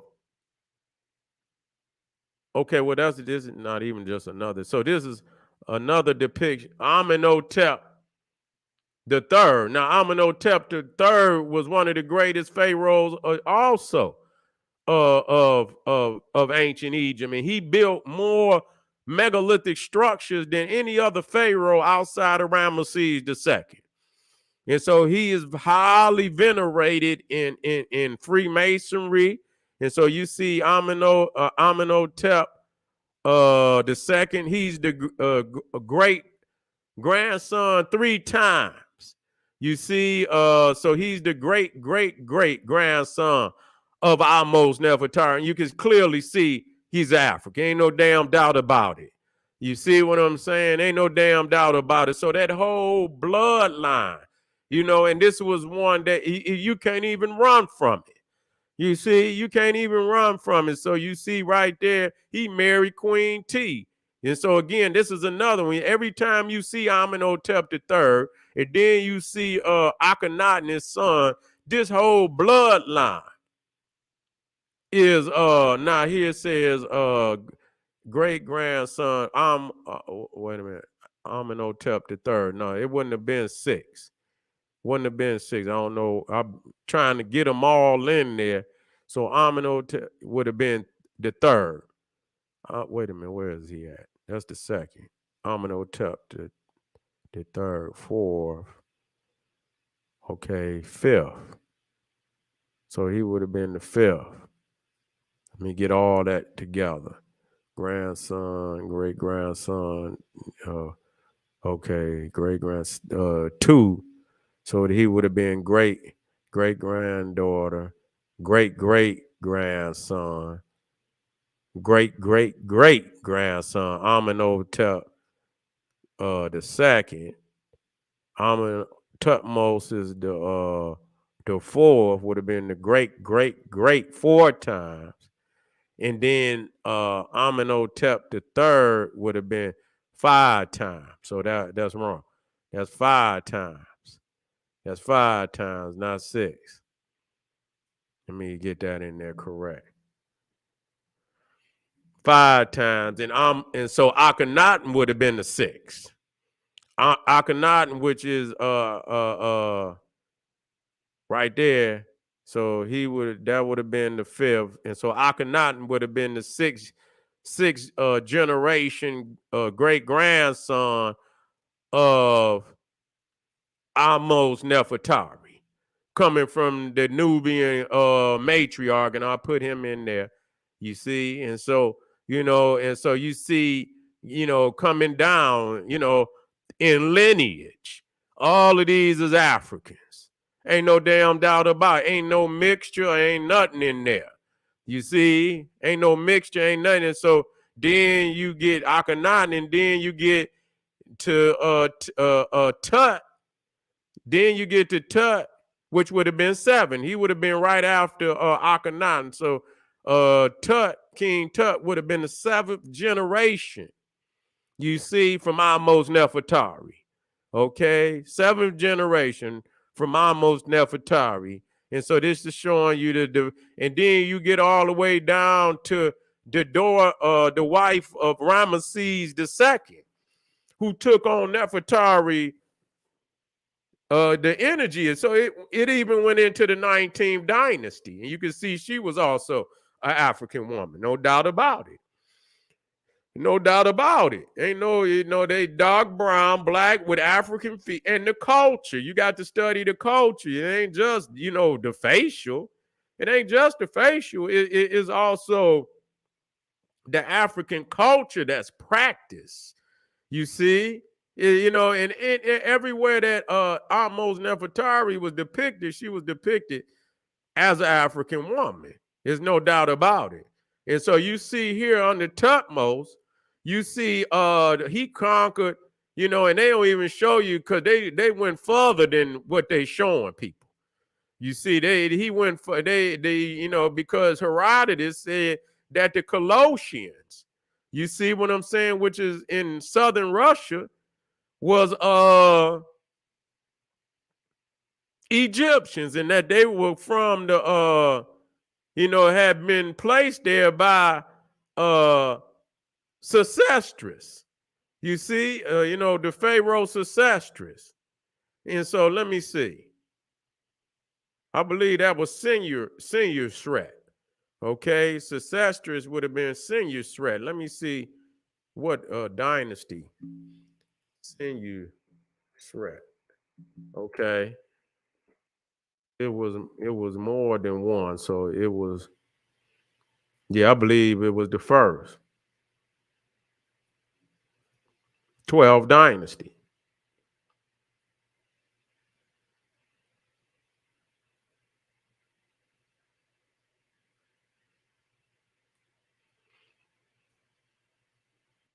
And he was the son.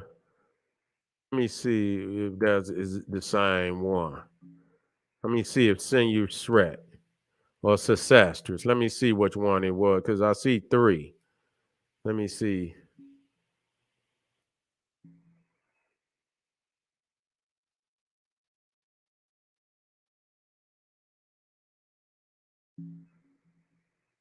Let me see Sesostris.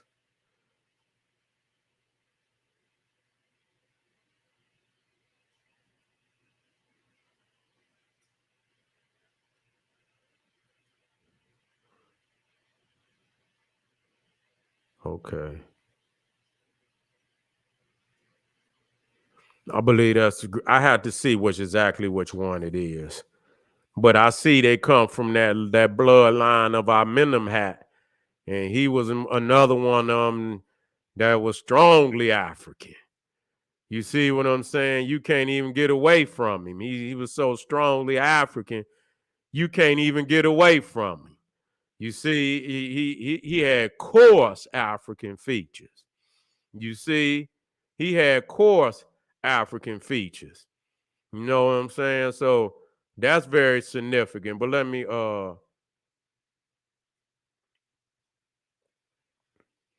showing you, these is from the lineage of the Holy Mother. You see? And so you see Hatshepsut,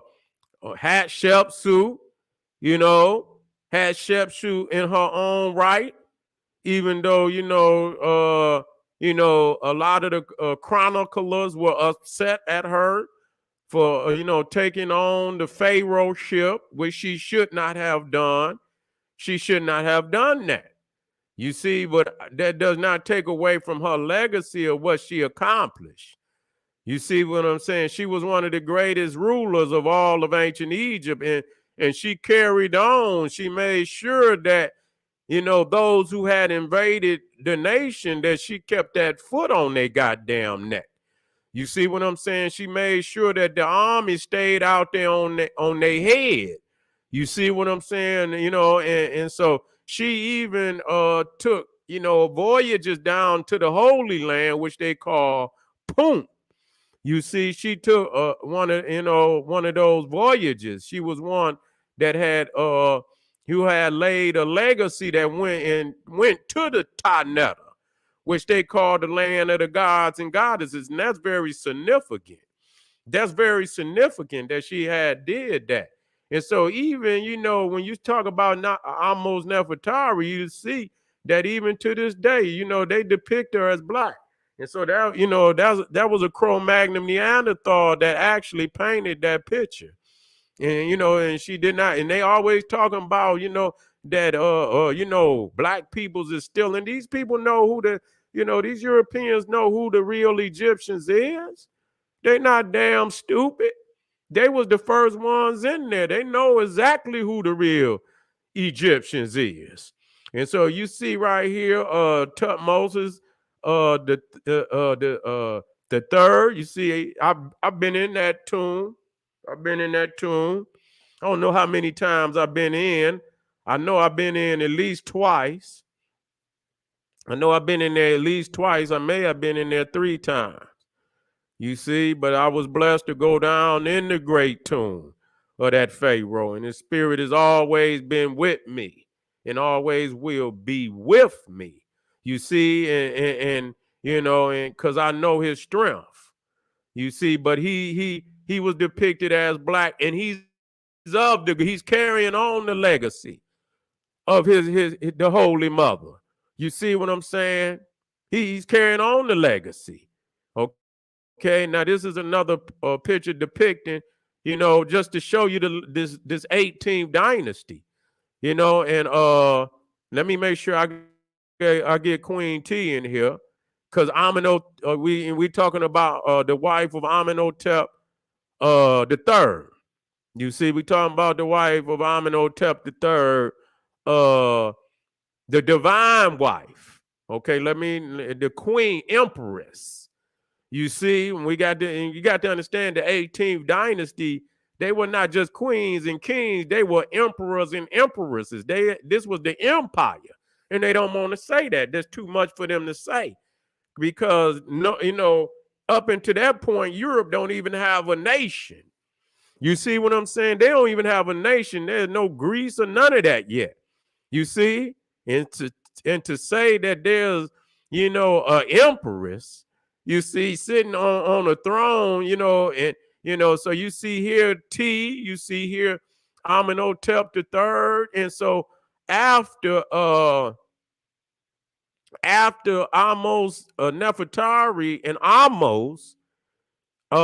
Amenhotep the third and Queen T is the next significant divine couple that stands out. You see, in magnificence. You know what I'm saying? They stand out in magnificence. And after them, the next couple would have been Ramesses II and Nefertari II.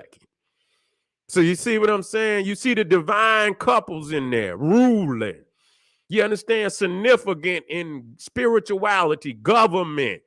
You see what I'm saying? And so the thing about Queen T is that her mother and her father were, even though they wasn't royals, they were not royals, they were high ranking in the cabinet of the Pharaoh. Okay, and before them, so that would have been Tutmosis the fourth. They were high ranking and with Tutmosis the fourth and uh Queen T's mother was high ranking with the empress of that time, and because she wasn't as widely known. I have to go in there and dig her up and see exactly who his queen was, but but Queen T's mother was high ranking in her cabinet. And so, and her father was Tutmosis the fourth. He was in charge of his chariots, his horses. You see what I'm saying? And so that gave Queen T a royal education. She got the highest education. And so she was magnificent in government. You see, because Amenhotep III had gotten ill as Pharaoh, and he was actually down. He was actually down, and she took control of the government.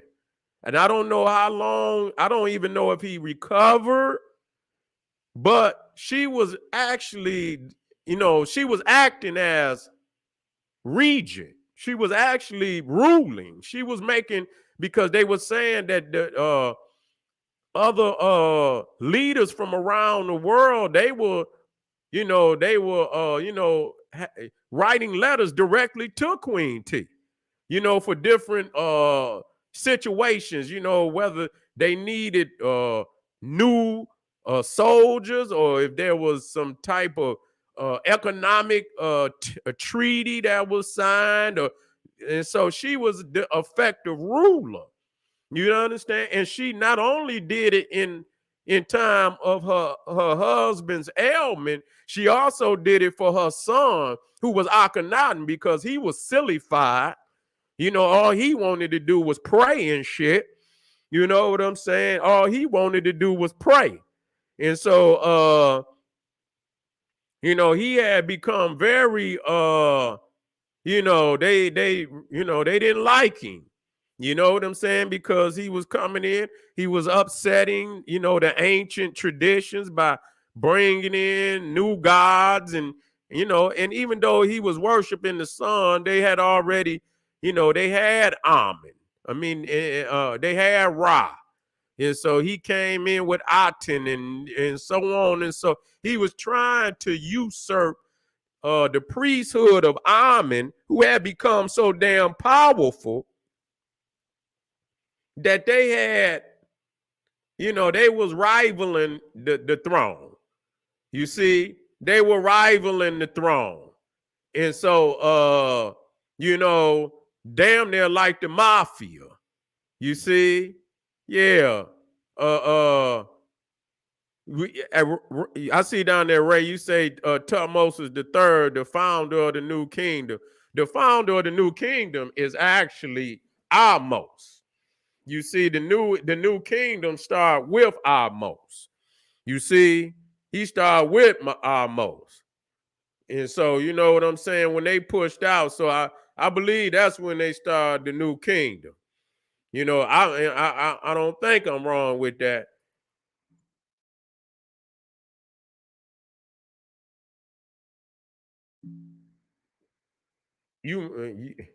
Let's see.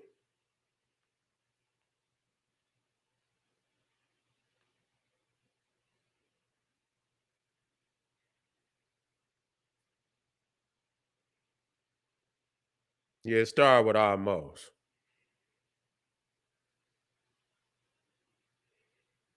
Yeah, it started with Ahmose.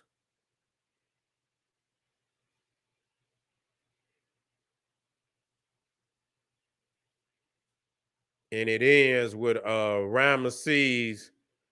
It ends with Ramesses the sixth. That's the new kingdom from 1550 to 1077. Okay. From yep. And so it starts with Ahmose. Starts with Ahmose. Uh-huh. Starts with Ahmose. And so And so, you know, you got you in that great dynasty, you got Amos, Nefertari, you got Hatshepsut, you got Hatshepsut. And so,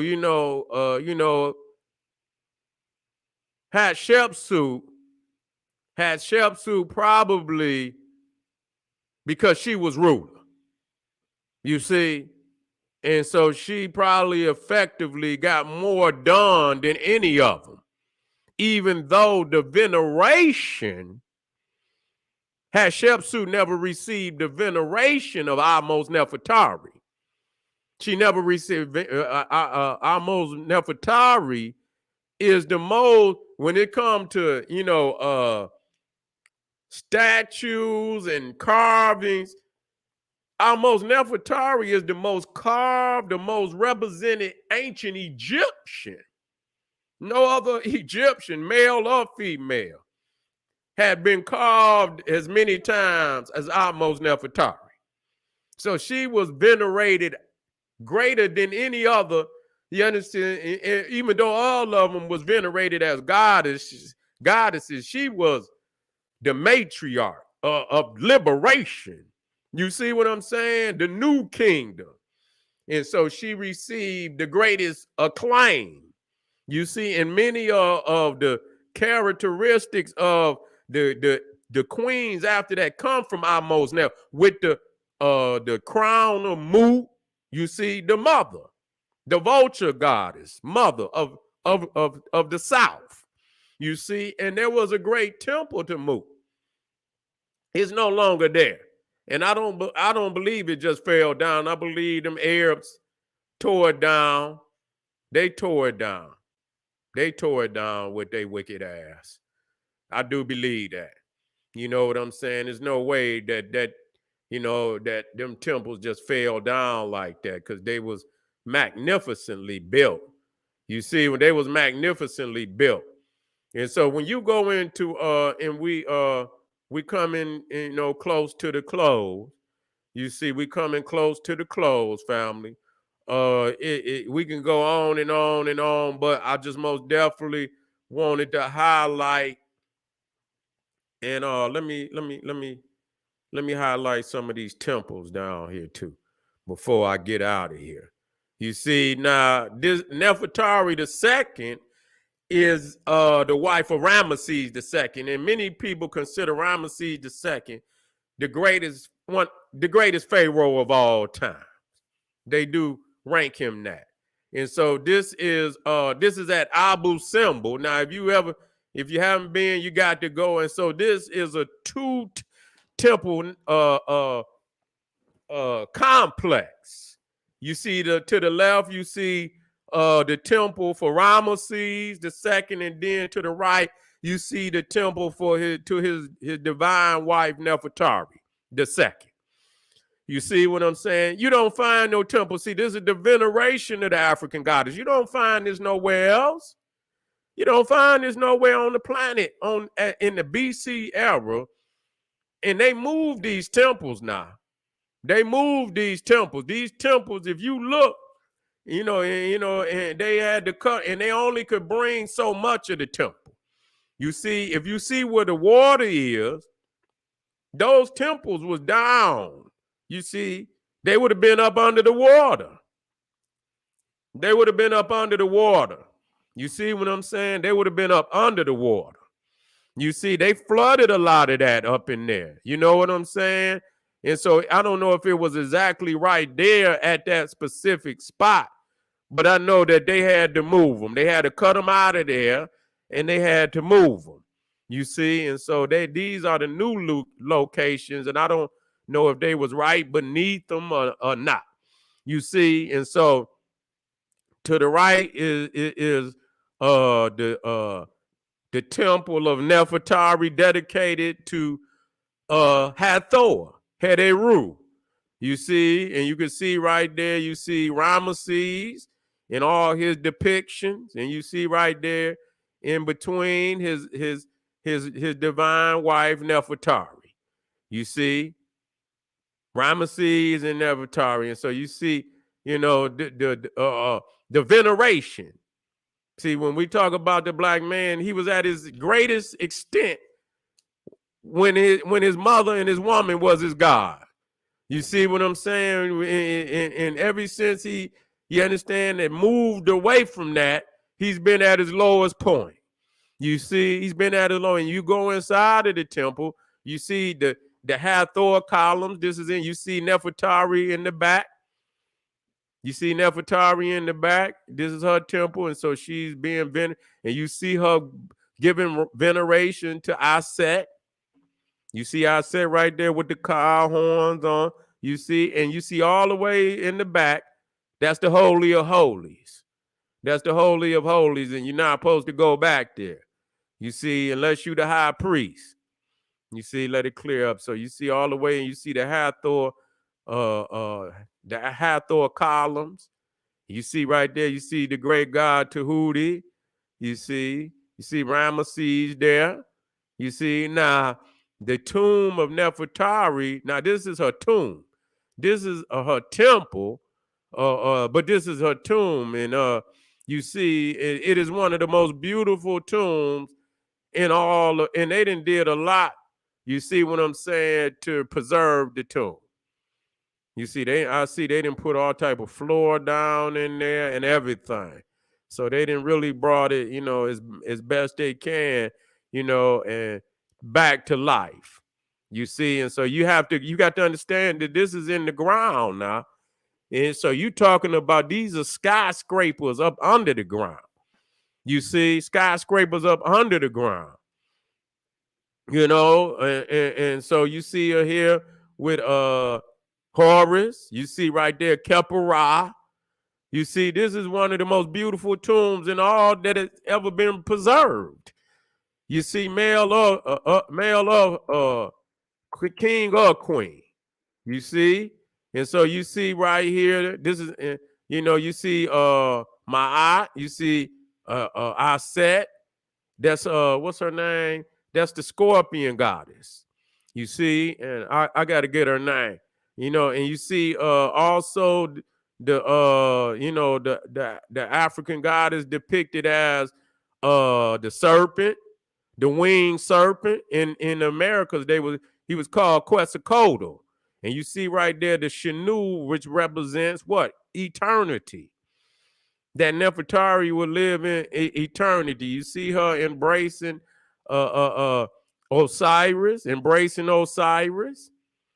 that's crazy. You see how she's bracing his elbow. I done seen Masons use that same you know, embracement. They've stolen you know, certain postures from out of ancient Egypt, and you see her right here playing it's chess. Look like rooks and damn bishops and shit. You see what I'm saying? Look like rooks and bishops. And so, family, you know, this is in veneration of the Holy Mother. We can't, yeah, the left elbow too. Yep, that's right. You've seen it before. We can go on and on and on, but you know, we don't wanna, you know, just, you know, continue to pile on information when you didn't venerate it and you've shown great prowess and great magnificent of the Holy Mother, and shown, you know, in the greatest manifestation, and there is no other queens on the earth that got anything close to this. Nothing.